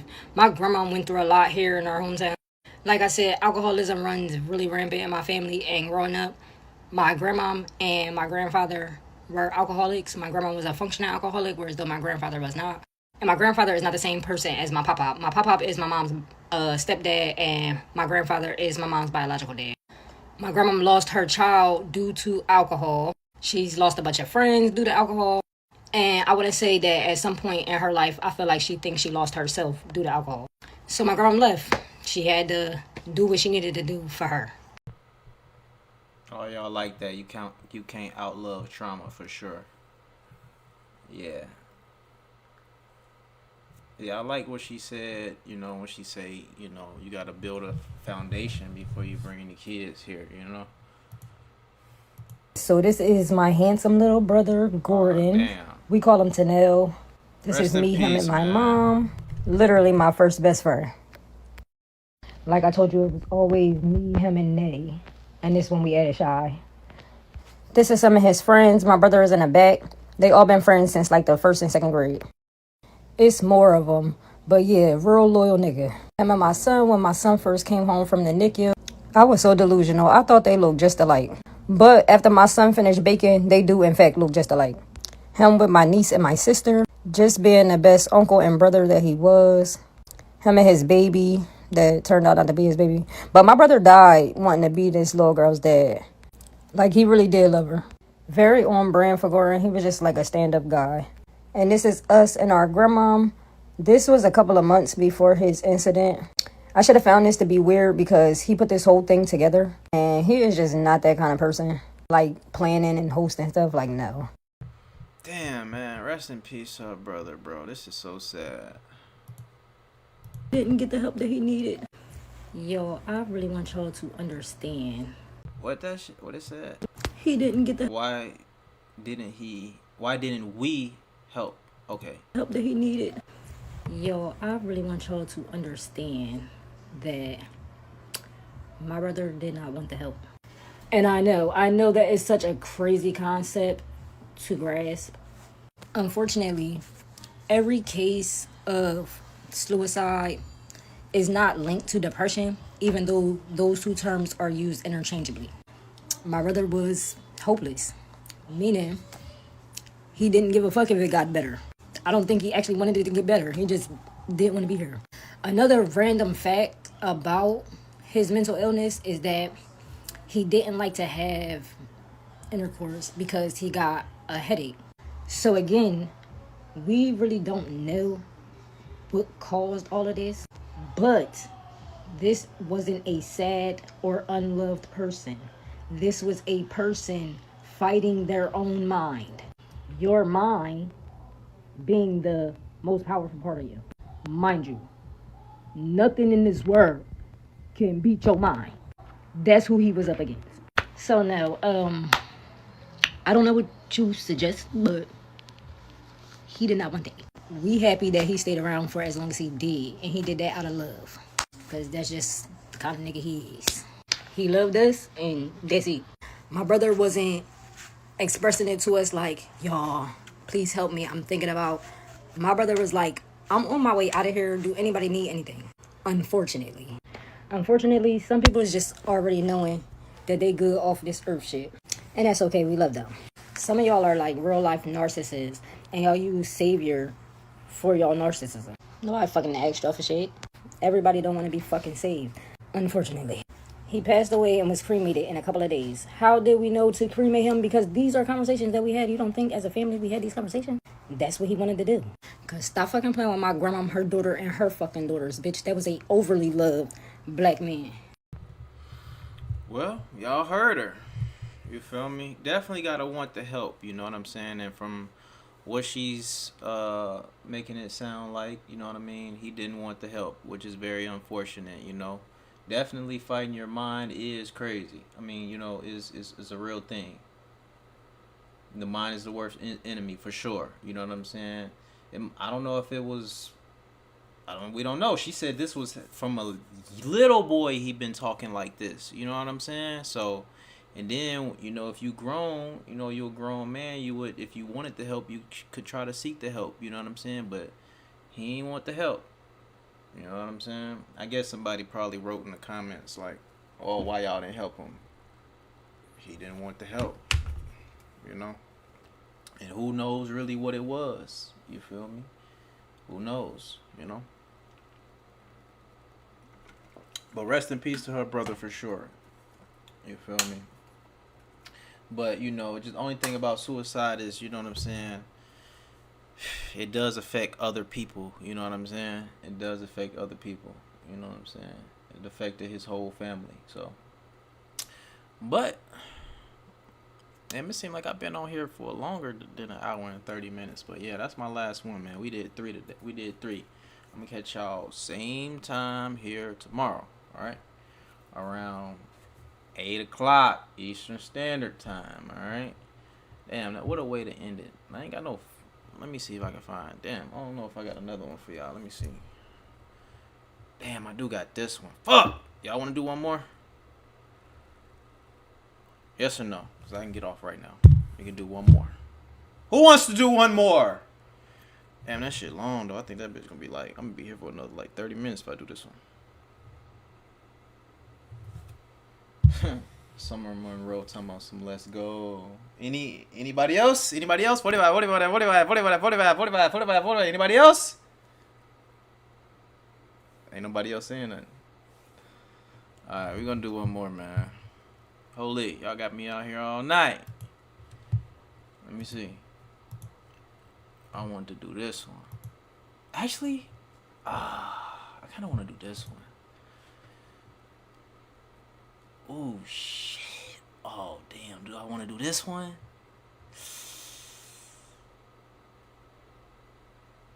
Alright, we're going to do this one. How long is this one? Woo! Alright. I got y'all, though. We're going to do this one. I kind of just be wanting to react to crazy shit like this. Like, look at this. Hey, let's watch this real quick. This ain't got shit to do with the story, but I want to watch this shit. Hold on. I need to just get on this bitch and just start reacting to shit. Look at this. Hold on. Look at this fool. Record it, cause I should smack the shit out you. Ooh, fuck. Yeah. You gonna get locked up. Fuck. You think the police right here, right now, gonna save you? You gonna get locked up. Fuck. Come on now, you tripping, bro. And this is why I called you all, because this is what I'm dealing with. He was in front of my house. I saw him in front of my house, and I know what I'm dealing with. That, and I left. Hey, this be my thing. I ain't got no kids, so it's kind of hard for me to say. But I don't be thinking niggas want to see their kids like that. I heard him just say he ain't seen his daughter in 3 months. But I'm to be honest with y'all. Y'all got the burden of carrying a child. I mean, not saying the niggas don't want to see their kids, but doing all of this and shit like that, I think niggas just be wanting to cause a scene and some commotion. I ain't gonna lie to y'all, bro. Look at this fool in front of the cops. I came here, he found me, and he blocked me in. You cannot see my child. This is what I'm dealing with. I need to get a restraining order. So why can't he see him if you don't have orders in place? I'm the coolest nigga in the world. You gotta We don't have orders. But don't play with my No, I'm asking you The why. child's in my position. She's my child. He's blocking me in. Okay. You know I'ma do whatever I gotta and do I when can you leave. I know fucked my up. rights too. You know I I'ma don't care how much his mouth is going off. I'm not. He's crazy. So I know you a black man and you want to have your black man, bro. He's crazy. All right. So none of that. So That's hear me my out. child. She's with me. She's in my. If he wants to take me to court, we can go to court. I called you all for my safety and because I want to get home. He does not have a right to block me in right here. He does not live in this neighborhood. I live in this neighborhood. Yo, that nigga pulled up in the back of her ass and blocked her in. But this bitch birthday on He Sunday. can call me all he wants, all of that talk. That's what he be doing for years. He's But guess what? My reckless. daughter about to be with her. I want to go back home. You get what I'm saying? I can't even get my So daughter. now I you. called you I so called this bitch y'all from can another get him ID. to I move. can't even talk to All her. right, but you To see gotta that, give can I me get a my daughter? second Can I to get my talk, daughter? right? I understand you don't have to No, let him. because I call 911 and y'all go straight to him. But that's what the man No, do, and I he- should no, have requested no. a woman. Because That has this is nothing to what do men with it, do. man. He was standing right here This before I is got what to the your men car, do. right? I'm the one, the victim. Stand I'm by, the one stand by. Don't calling. worry about it. Stand by. Oh shit, he done talking to her. Stand by.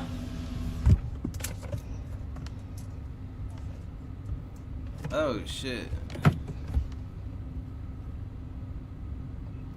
She say some men really do it. I'm not saying some they niggas don't. You know what I'm saying? But you doing all of this though, this is crazy. You know what I'm saying? He said he gonna smack the shit out of her right there. He ain't playing. Look at him. He ain't fucking playing around with her.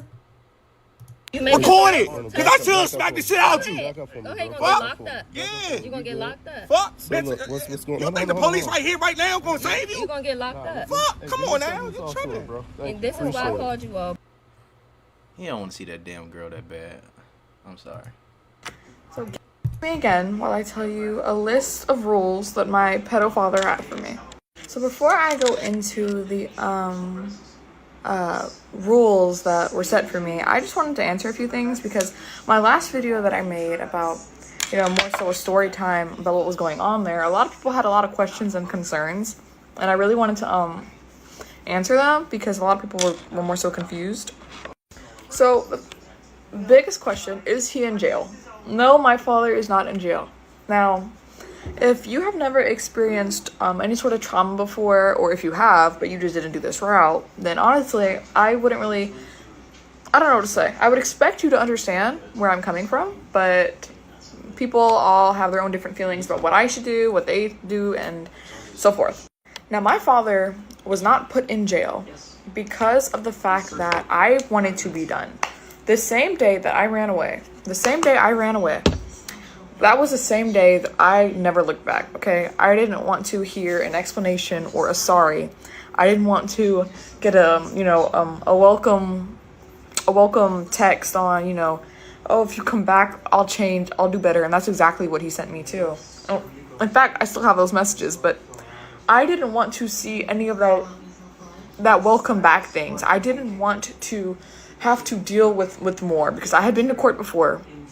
For the whole situation, I had been to court before, and I don't like court. I can't name one person who does, but I wanted it to be done. So when I ran away, I didn't want to do the whole jail process, court process, because it's a very big stress factor. You have to go on stand, trial, and you have to explain to the judge and other people your story, and then you get emotional, and you have to just fight through it. You have to tell them the truth and power through, and then you start crying and you start freaking out and anxiety. I really wanted it to just be done with and over.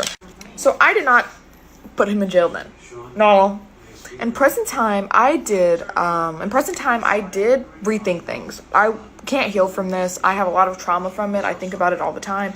So I wanted to make videos about it, talk about it. And in my last video, I forgot to say, but anyone who knows anyone in the legal team, legal advice, legal anything, lawyer, law, I'm in Texas, as why I really wanted to talk to someone about the process on how I could, take this to, professional, court and everything. I just wanted to talk to someone about it first so I know how to handle it. But nonetheless, rules that I had for my pedo father who was in love with me. So rule number one of the biggest ones actually, was that I had to give him the exact same treatment that I would give a boyfriend that I was dating. If I slacked off, if it seemed like I wasn't interested, if I was giving the impression that I didn't like him, if I was not into it or pretending to be into it anyway, which another thing, a lot of people commented, a lot of men commented, which, sorry, I'll check real quick. If you comment something like, W dad, and, oh, he was doing the right thing, and... Yo, I was on Instagram strolling yesterday. I was on some nigga page, and he was reacting to something else, and it was a man holding his daughter, and he was patting her on the ass. I was like, what the fuck? Stuff along those lines, like multiple men have been doing, you're gonna get blocked. Like, there's no point in wasting your time. I'm just gonna block you. Your comment's not even gonna be there. But that was the biggest thing. It was that I had to show an incredible amount of interest. Now, the way this worked was the fact that he would say that he could not, get off or, feel what he wanted to feel with me if I wasn't acting 100% interested. Which is why if I slacked off or made up an excuse, which I did and it never worked, if I made up an excuse or anything of that sort or that nature, I would get in trouble.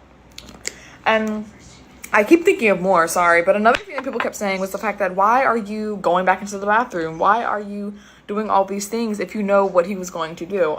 If you guys actually listened and wasn't so concerned about just talking out of your ass or any of the sort, and not to be rude, but to be like bluntly frank, and I'm not talking about the people who genuinely had questions. I mean the people who knew what they were doing, who were really out there making rude and horrendous comments on purpose to try and get a rise out of me, which...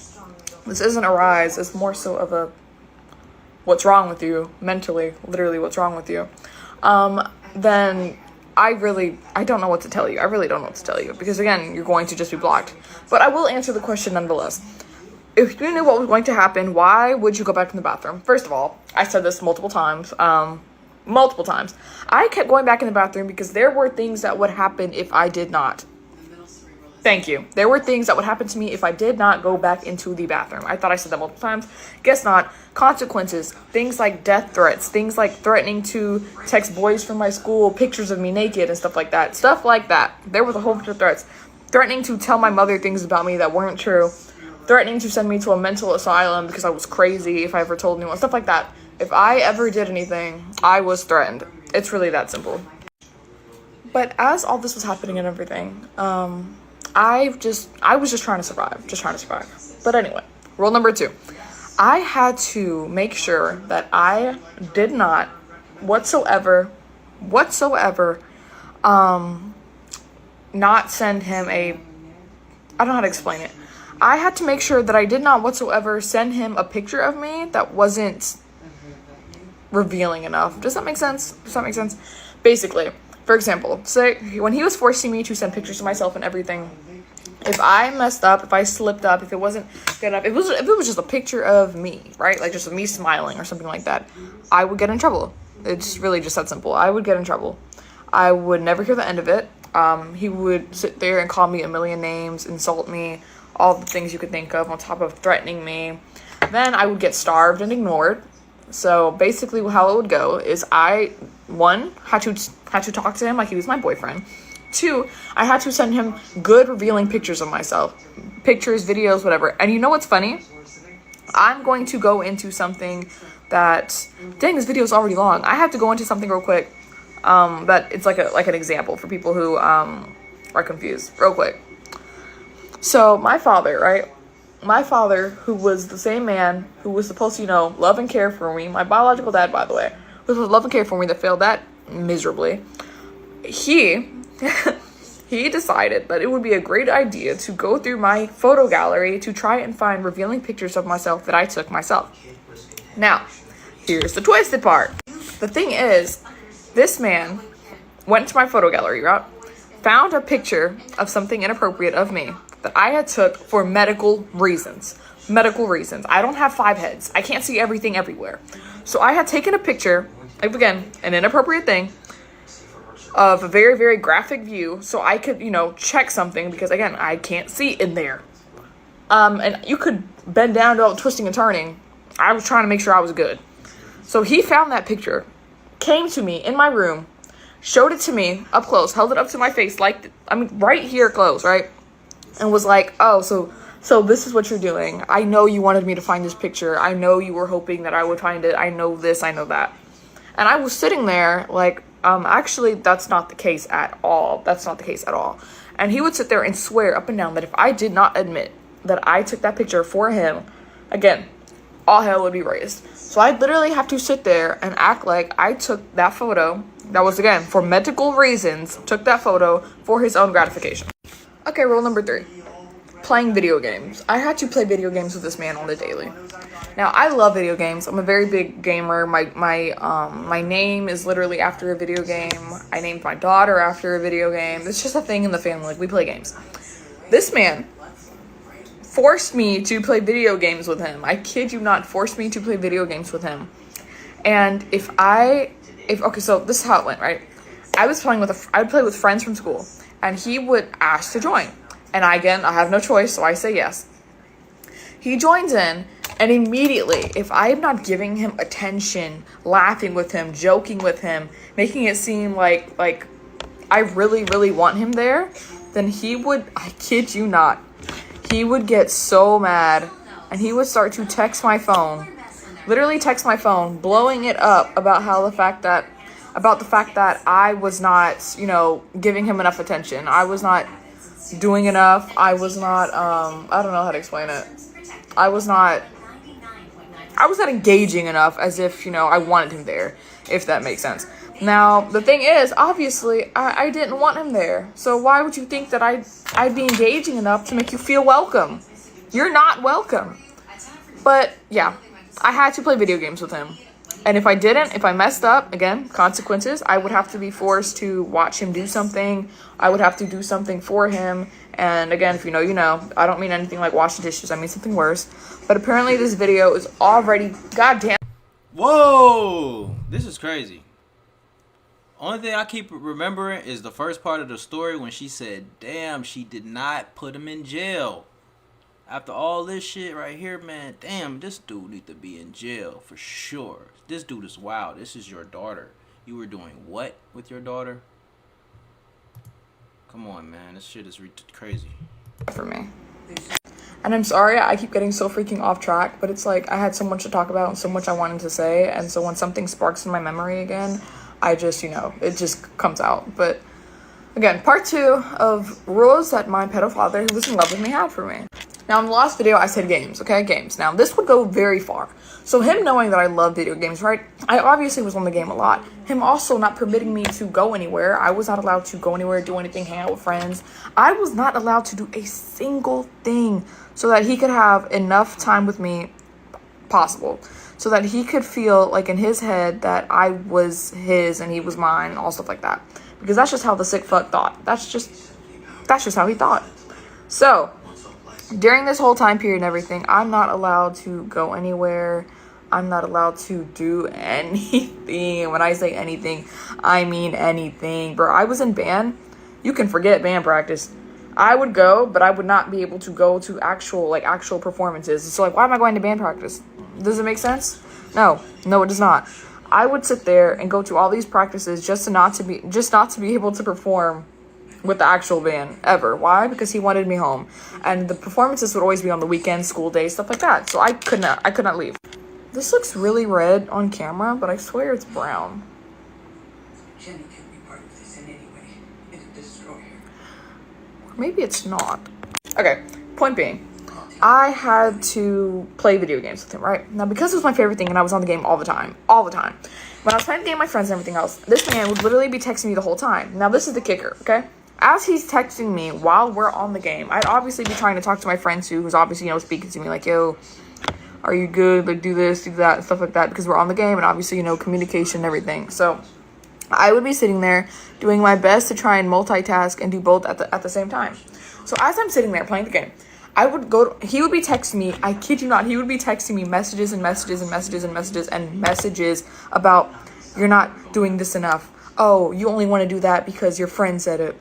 Oh, you only feel this way because your friend thought that this would be cool. Oh, you only want to play that game because of this. And then I would get dogged out, literally verbally abused, harassed, all you could think of. And then I would be forced to do what he wants for me, and whatever he felt that punishment was necessary for, whether it was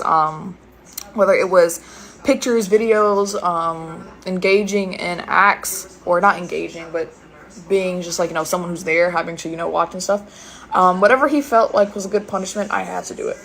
This man made sure to make nothing enjoyable for me, whether it was band, whether it was any after-school activity, whether it was having friends. He made sure that I would not find any single amusement in anything that I did. So, rule number 3. I had to always be in that bathroom while he was in the shower on time. I mean on time. You don't understand. It was like clocking in for a shift. And for those who are going to go, why are you so laughy? Why are you so giddy? It's just how I handle things. I have the most insane humor you would ever meet, which in fact would probably get me canceled more than enough times. It's just how I talk. It's just how I handle things. Don't assume that, oh my god, she loved it, she was so happy, because some of you sick weirdos actually think like that, and that's not the case. But to those of you who did support me and say really nice DMs that were super motivating and all this really kind stuff, stop. Thank you. But, okay. So, I had to be in that bathroom on time like clockwork. And this was a rule. If I was a minute late, 2 minutes late, and this is how it works. My room, bathroom. You see how close? Oh, don't look at my nails. But you see how close that is? How that distance is literally like nothing? That's because... Dang, where was her mom, man? She probably said it in another story or something, but damn. It was literally nothing. And so this man would be rushing me, texting me, blowing up my phone, complaining, already getting ready to insult me and work up, already saying, if you don't do this, I'm gonna do this. If you don't do this, I'm gonna do this. If I took 2 extra minutes before going into that bathroom. So, another rule, one of my favorite rules either, was I was not allowed to eat or drink without permission, because he would have this twisted mindset and this twisted feeling that the reason I wanted to go downstairs and eat, because again, if you saw in my last video, I said there was a camera in the kitchen. There was a camera in the kitchen. If I took the time out of my day to go down to the kitchen to eat something, I would get a text message. And it would be along the lines of, stop trying to tease me, stop trying to mess with me, stop trying to do stuff like this. It also went into the fact that I was not freaking, bro, this man swore up and down that I was in the kitchen because I was teasing him. So when he would look back at the footage, if I was dancing in the kitchen, if I was happy, if I was singing, anything, he would assume that it was for him. And I was not allowed to do that. I was not allowed to do that at all. I was not allowed to go downstairs and just eat. Everything had a restriction on it, whether it was, we just don't want you having that, or you're going to eat everything up, or stuff like that. Keep in mind, there's a time period where they kept all the food and water from me. I kid you not. I genuinely had to sit there, and I was eating spoons of peanut butter. I kid you not. A tub of peanut butter and a spoon, and that's what kept my stomach full. So, another rule, I had to admit things that weren't true. So this is how it would go. There'd be an argument, there'd be a fight of some sort. He would get mad at me that I'm not doing something good enough or living up to his standard. And the way it would go was that I had to sit there and take what he was saying that was completely wrong. There was this one time I was walking with my friend back from school, and he swore up and down that I was walking into like this back alleyway or secret thing where I was probably messing around with some boys. Never freaking happened. Never happened. This man had created that up in his own mind that that's what I was doing. And if I sat there and swore up and down, had physical evidence, proof, and everything that was not true, I would get in big trouble for it. So every time there was an argument, every time there was a disagreement, every time that he accused me of something that was so far off the marker, and I did not agree to it, I did not admit it, I did not play along, or I acted like that wasn't true, or whatever the case was, I would get in trouble. I would get things taken from me. I would have to spend extra time in the bathroom with him, stuff like that. I literally had to always admit things that he himself in his head had convinced that were true. Okay. Another rule was me talking to boys, okay? I was allowed to have a boyfriend when I first got there and everything. The only difference is he would want to know everything of everything. He wanted to know if we ever tried to, sleep with each other, if we ever tried to kiss, anything like that, he wanted to know. And what's funny is he's also the same man who, when he was doing what he was doing to me, he would say that it was for my future husband, that my future boyfriend, whatever, would appreciate me for being experienced. So he was just helping me know how to treat a man. That is what I heard all the time, every single time he did something to me. So another rule was that I could not wear anything skin tight in the house.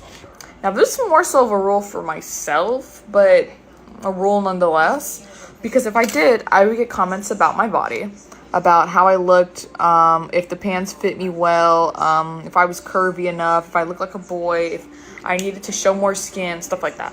So I never wore tights, I never wore shorts, everything had to be baggy and loose fitted. And the comments still rolled in about my body and everything. It just wasn't as bad. So I just made it an own personal rule to not wear anything like that. Now this kind of goes back into the bathroom rule, but another rule was that at nighttime I had to sext him specifically. Now I don't know if I can even say that on here, so hopefully it doesn't get taken down, but yes, I had to sext this man specifically. If I was not texting him like how I would text a boyfriend inappropriately, I'm talking, oh, I wish this and oh, I wish that. If I did not text him like that, if I slacked off, if I slipped, if I wasn't good enough, if I didn't even text him for 5 hours straight when I'm literally so fucking tired, if I didn't do any of that, consequences. And the next morning, the bathroom thing would be worse. I would have to do more. And this man kept trying to take it as far as he possibly could. And when I didn't have it, he would give up a little bit in regards to, like, not going that far, because he knows that that's just never going to happen. He would just keep forcing what he knew would go on, if that makes sense. So, Every night before bed, I had to text him for hours so he could go into the bathroom at night while his wife is sleeping and do stuff to himself every single night. I kid you not, without a beat. So it was every day while she was gone and every night while she was asleep. He would go into the bathroom and make me text him so that he could, get some gratification. And I'm going to make a little part 3 because apparently I'm just talking too much about the wrong thing. And so these videos keep reaching limit. This is wild. I don't know. She should have sent his ass way up under the jail. Let me see what y'all talking about. Yeah. Miss Clark, I see you. The real talk Clark. I see you. She got into... Hold on. I wanted to say, and I don't even know if anyone actually cares. Nobody really asked, but I just wanted to say it anyway. If you have not gone through SA or trauma of some sort, of any type of trauma, and you're not going to speak on someone who's expressing their story or saying something to you in a positive way, or you're saying something to help them and you're just saying it to be an asshole essentially, and you just have all these negative comments and these gross comments and these really inappropriate things that would get you fired from a job, or your mother disgusted with you, all the stuff that you wouldn't say in public, but you think it's okay to say because you're behind a screen and it's online and nothing can happen.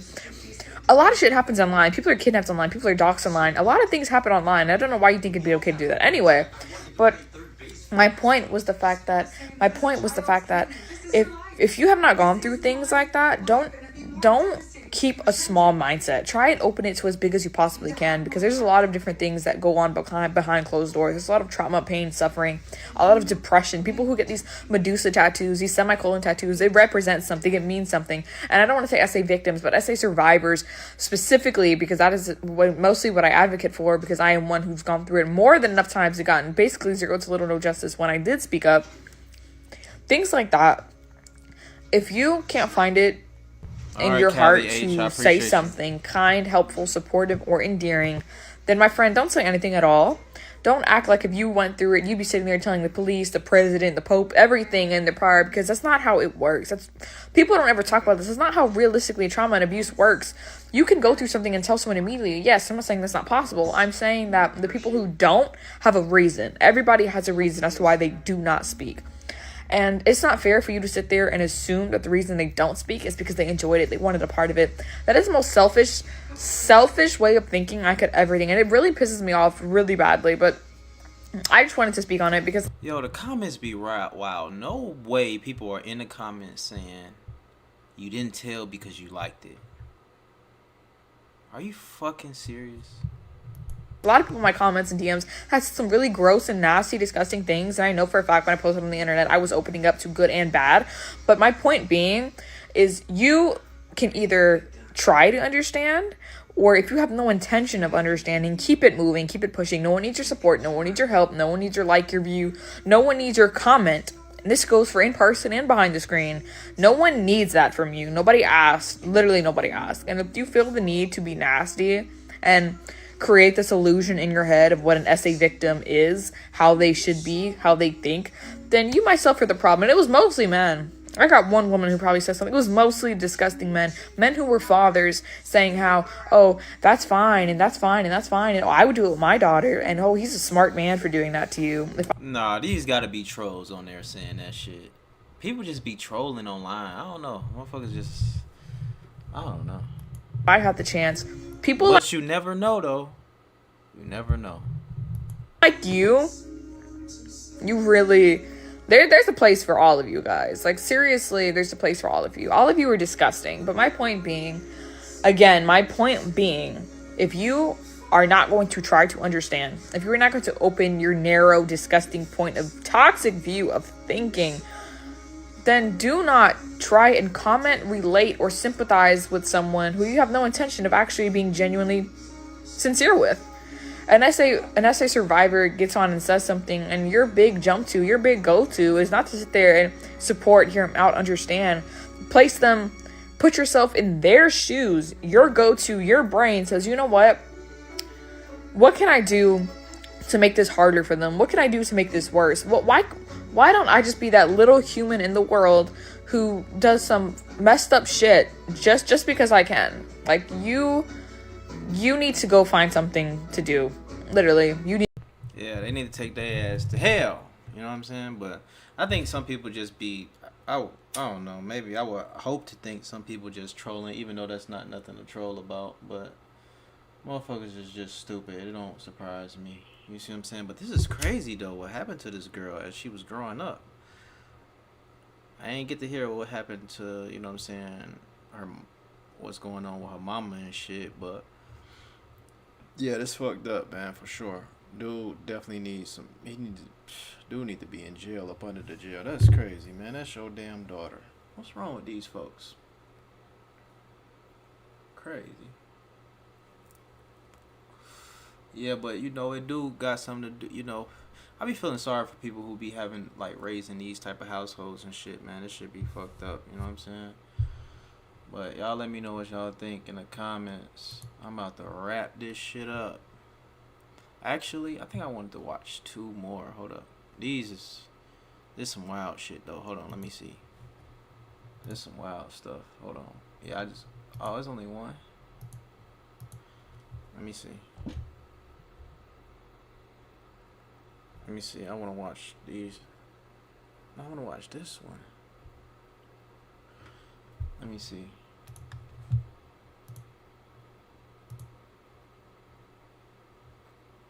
There you go.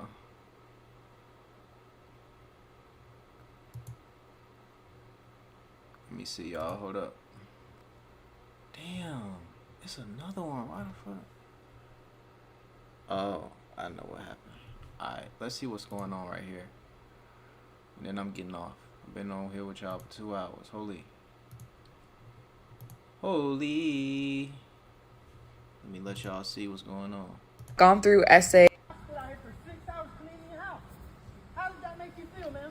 I hope Ooh. it makes you feel like a piece. So we just sat out here for. A piece of shit. We just sit out here for 6 hours cleaning this lady's house. We just pressure washed her entire driveway, pressure washed the entire house, and she wants to be a bitch about it. We're gonna get kicked out of our house because we don't got our rent, and we came to do this job for you. So guess what? When we get kicked out, it's on you, ma'am.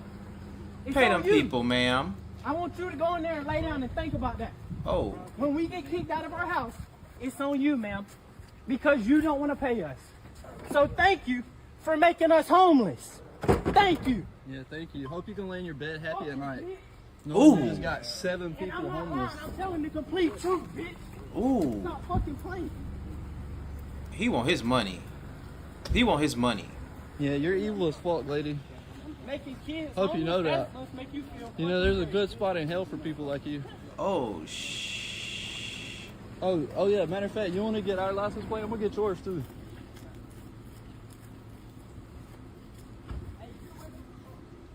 damn. Get away from my car. Get away from my car. Oh, she a dealer. Oh, shit. And yes, I did that. Yeah, I hope you know. You'll see us again. Damn, how many of y'all cussing the old lady out like that? Just, I mean, y'all did just spend 6 hours, but damn, don't cuss the old lady out like that. That boy was going in. He want his money. He need his fucking money, for real, though. It's my way of income because of these unprofessional lying ass people gotta not like ugly. I just want to know why you reported that you didn't get your food. Huh? It ain't my food. Whose is it then? Because y'all just got me restricted from my account and I can't DoorDash no more. That is how I make my money. So I want to know whoever ordered the food and DoorDashed it, I need to know who they is because something needs to happen because y'all just made me lose my fucking job. Whoever order it is. You the one came and got the food though. Okay, so whose order is it? What is happening? I just got restricted from my DoorDash account because somebody said that I did not deliver their food here. She specifically came and got this food for me. So now what? I don't have no job. I have a fucking 1-year-old in my car. Please stop. Look, man. Have a conversation without screaming and cussing. I just lost my job. You're still working though, right? You still can have your job though, right? Do you know who you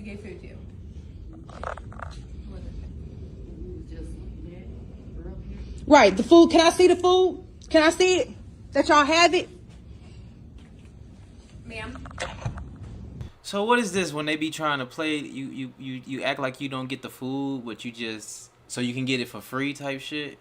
Let me take care of this. Okay. Calm down. I just want to see the food. I want it on this camera. Because DoorDash getting this. Yeah, I'll tell you. She ain't getting her account suspended. She's not doing that. She's not playing. She getting down to the bottom of this She's shit. already on the phone and she's messaging, telling whoever that her food did show up. Okay, can I have her to come up here and tell me that? We're a doctor's office and she's. I really don't care. I really don't care because now I don't have a way to make any money. Do you understand that? And I am 5 months pregnant. Do you understand that? But when you come into a place and you talk to me like this, you talk to my people like this. Listen to me. Quite frankly, I really don't give a fuck when I just lost my job. Get out of my office. Can I talk to the lady whose DoorDash order it is? She's back on the phone. She is taking care of it. I told you she is taking care of it. Restrictions don't get removed off of DoorDash accounts. So now I'm just out of a job because of a liar, right? Because she made a mistake. She is already A mistake. You don't mistakenly do that. She hadn't gotten her food after it said that it was dropped off. She had to check in a patient, then she went and took the food back. Oh, so because of y'all mistake, now I don't have a job anymore, right? We can't drop everything at the very second an order comes in and run it back to the person. So why would she not give her food? Because she has the food. So why am I getting a... Oh, my God. So y'all really sitting here playing with me like this, for real? There's nobody playing with you.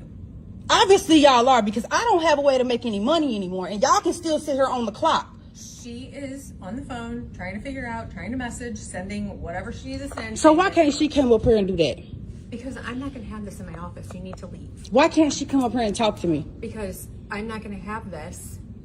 You need to leave. I've already So told this you what she is how y'all doing. treat hardworking people. Yes. Yes. What do you do with me?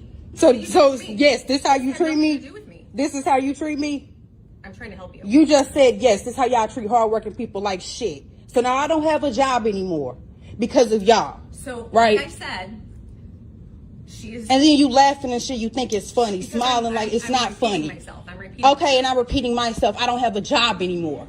She is trying to help that, okay? Okay, and I will be back. Best believe I'll be back. Damn, they trying to play that lady like that, man. I got one more I want to look at. It was one more. Damn, they trying to play that lady, bruh. Damn, that's fucked up. Where the fuck is that video at?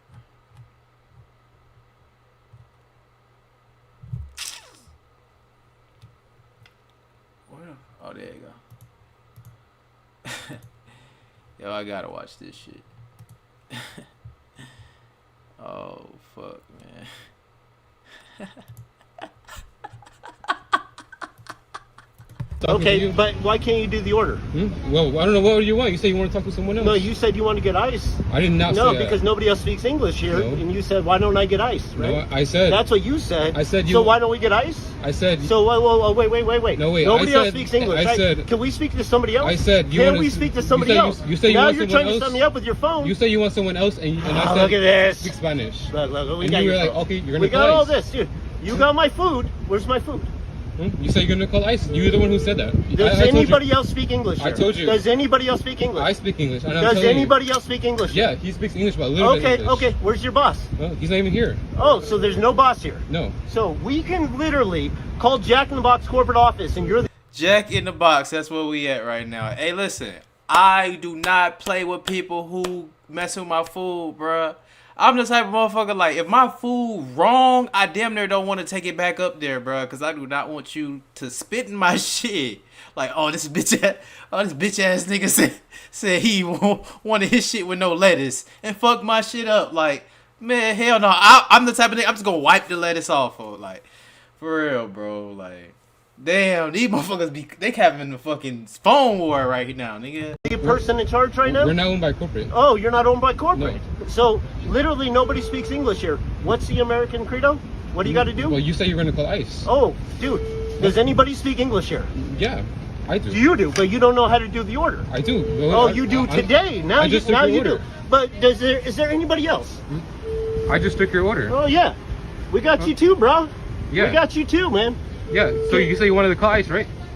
So you said you wanted to call ICE, No, bro. you wanted to call said, ICE. what are you gonna do? Call ICE? What, We said no. Hey. Now you're gonna do it because you got it on camera like What? this. Wait, why am I Dude, gonna... give us our goddamn food. Why am I gonna? I already paid for my food. Why am I gonna? Why are you ICE? doing this at the window? Why are you doing this? Call the fucking cops or you're something, the one banging on the window. Dude, I want my food. Look, she's literally embarrassed of you. We're embarrassed by you, bro. Yeah, I don't know why you were talking to me. Can I get my food? Yeah, I'm waiting on your food, but you want to bang on the window. For Okay, what? close the window, get my food. For the what? Close the window, get my You food. want to bang on the Close window? the window, and get I'm my trying food. to get your food. Close the window, get my food. Okay, I'm gonna Get my food. But Get my food. you don't Let's gotta go. yell. Let's go. Get my fucking food that we paid for. You don't That gotta you're yell. the only person that speaks English, You right? don't gotta yell and Yeah, say that you're let's gonna call watch ICE. you. Don't give me a You're not fucking gonna call speech. and I say don't you're need your gonna ICE. fucking speech, man. Huh? Nobody else speaks English, right? I You speak already said English. it 10 times, but nobody else does, right? I speak Nobody English. else does, right? No. So somebody needs to come here and make some shit right, right?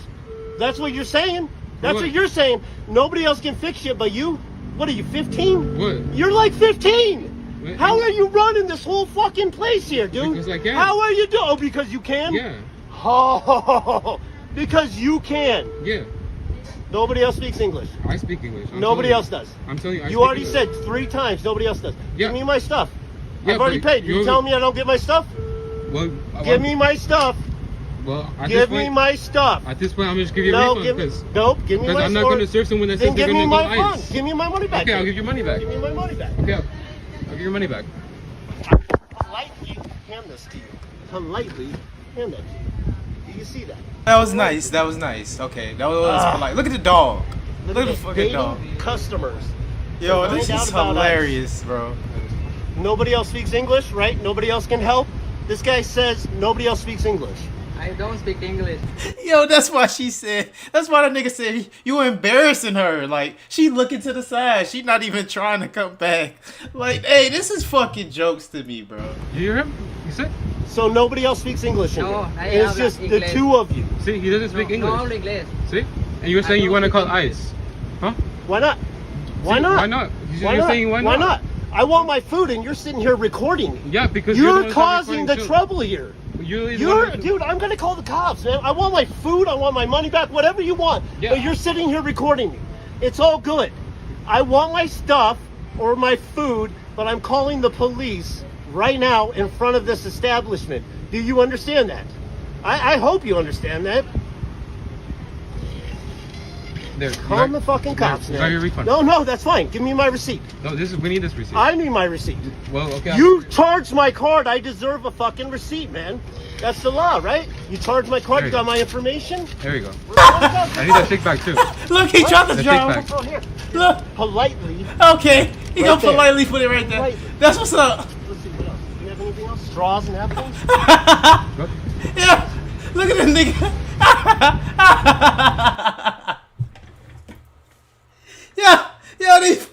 They fucking stupid, bruh. They fucking stupid, dog.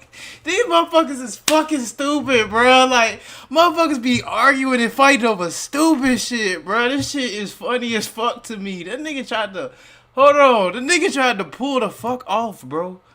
Hit me up with your phone. You just got my information. That nigga said, I need that shake back too. Receipt. Well, okay. You charged my card. I deserve a fucking receipt, man. That's the law, right? You charged my card. You got my information. look at this. I need that shake back too. He tried to, What? The shake back. Oh, here. Politely. yo, Yeah. Right there.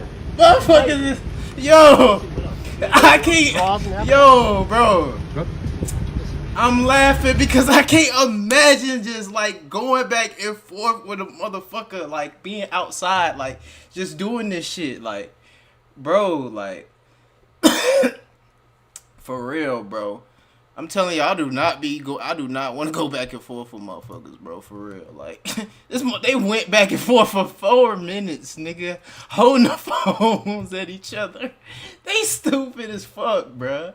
Hold on, let me see. I had some more funny shit that I wanted to look at. See, I be wanting to watch some funny shit. What the fuck that shit at? That shit funny as fuck to me, bro. Nigga, I deserve a fucking receipt. This shit right here, bruh. Let me see what they talking about right here. This shit is hilarious to me. These niggas be... Yo, I can just imagine, like, even, nigga, the police pulled me over the other day over some tent. Bro, I am not... And then he said I switched lanes or some shit. Bro, I am not arguing with you about this shit, bro. Like, I don't got nothing to say. Like, if you gonna give me the ticket, give me the ticket. I'm not about to be like... Oh man, you just messing with me, cause he just came and gave me my shit back. Like, he was cool. Like, he took my ID, went to the car, and gave me my shit back. You know what I'm saying? Some niggas, oh man, you just want to fuck with me because of the 10, or you just want to fuck with me because you see I'm driving a truck type shit, bro. I didn't say a motherfucking word, nigga. Whatever we about to do, let's do this shit, bro. I'm not about to go back and forth with the fucking police. You feel me? My way of income because Or nobody outside. That's funny as hell. They sit there, they did that shit for a minute. They stupid. of these Oh shit, that's the wrong one. Fuck. This shit right here. What the fuck going on right here? Don't touch my shit, dude. Oh shit. You have a right to keep your shit the fuck out of my easement. Ooh. Period. Oh shit. Oh shit. You don't get to fucking block it. You don't get to harass us. You don't get to... Oh. Bullshit! Bullshit! Bullshit! You guys have missed it. We have missed it. Everyone has missed it. Okay. What it is. Hi, Sophia. All right. What it is your parcel is the south one quarter. Correct. The easement is the south one half. That's right. Which goes all the way down. You are fucking instigating this shit! I'm not doing anything. I'm mowing my grass. Bullshit! I'm just mowing my grass, dude. Bullshit! I'm getting ready to mow my grass. Bullshit! This is my property right here. Fuck you! I can maintain my own property, dude.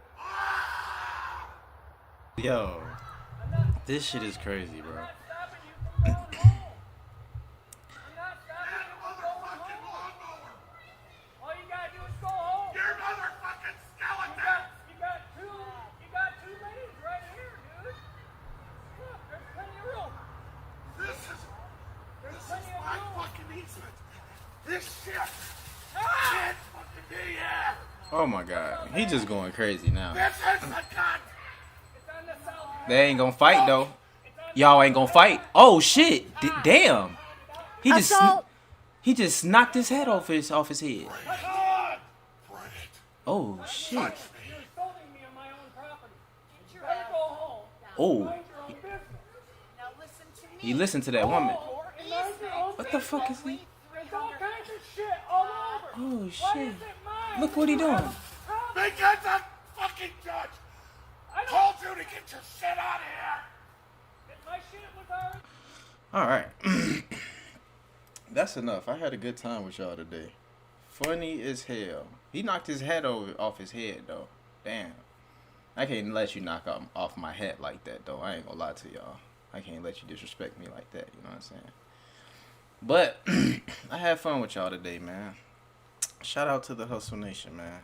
Hey, why can't nobody ever get along with their neighbors? Because I'm pretty sure they neighbors. Neighbors can never get along with each other.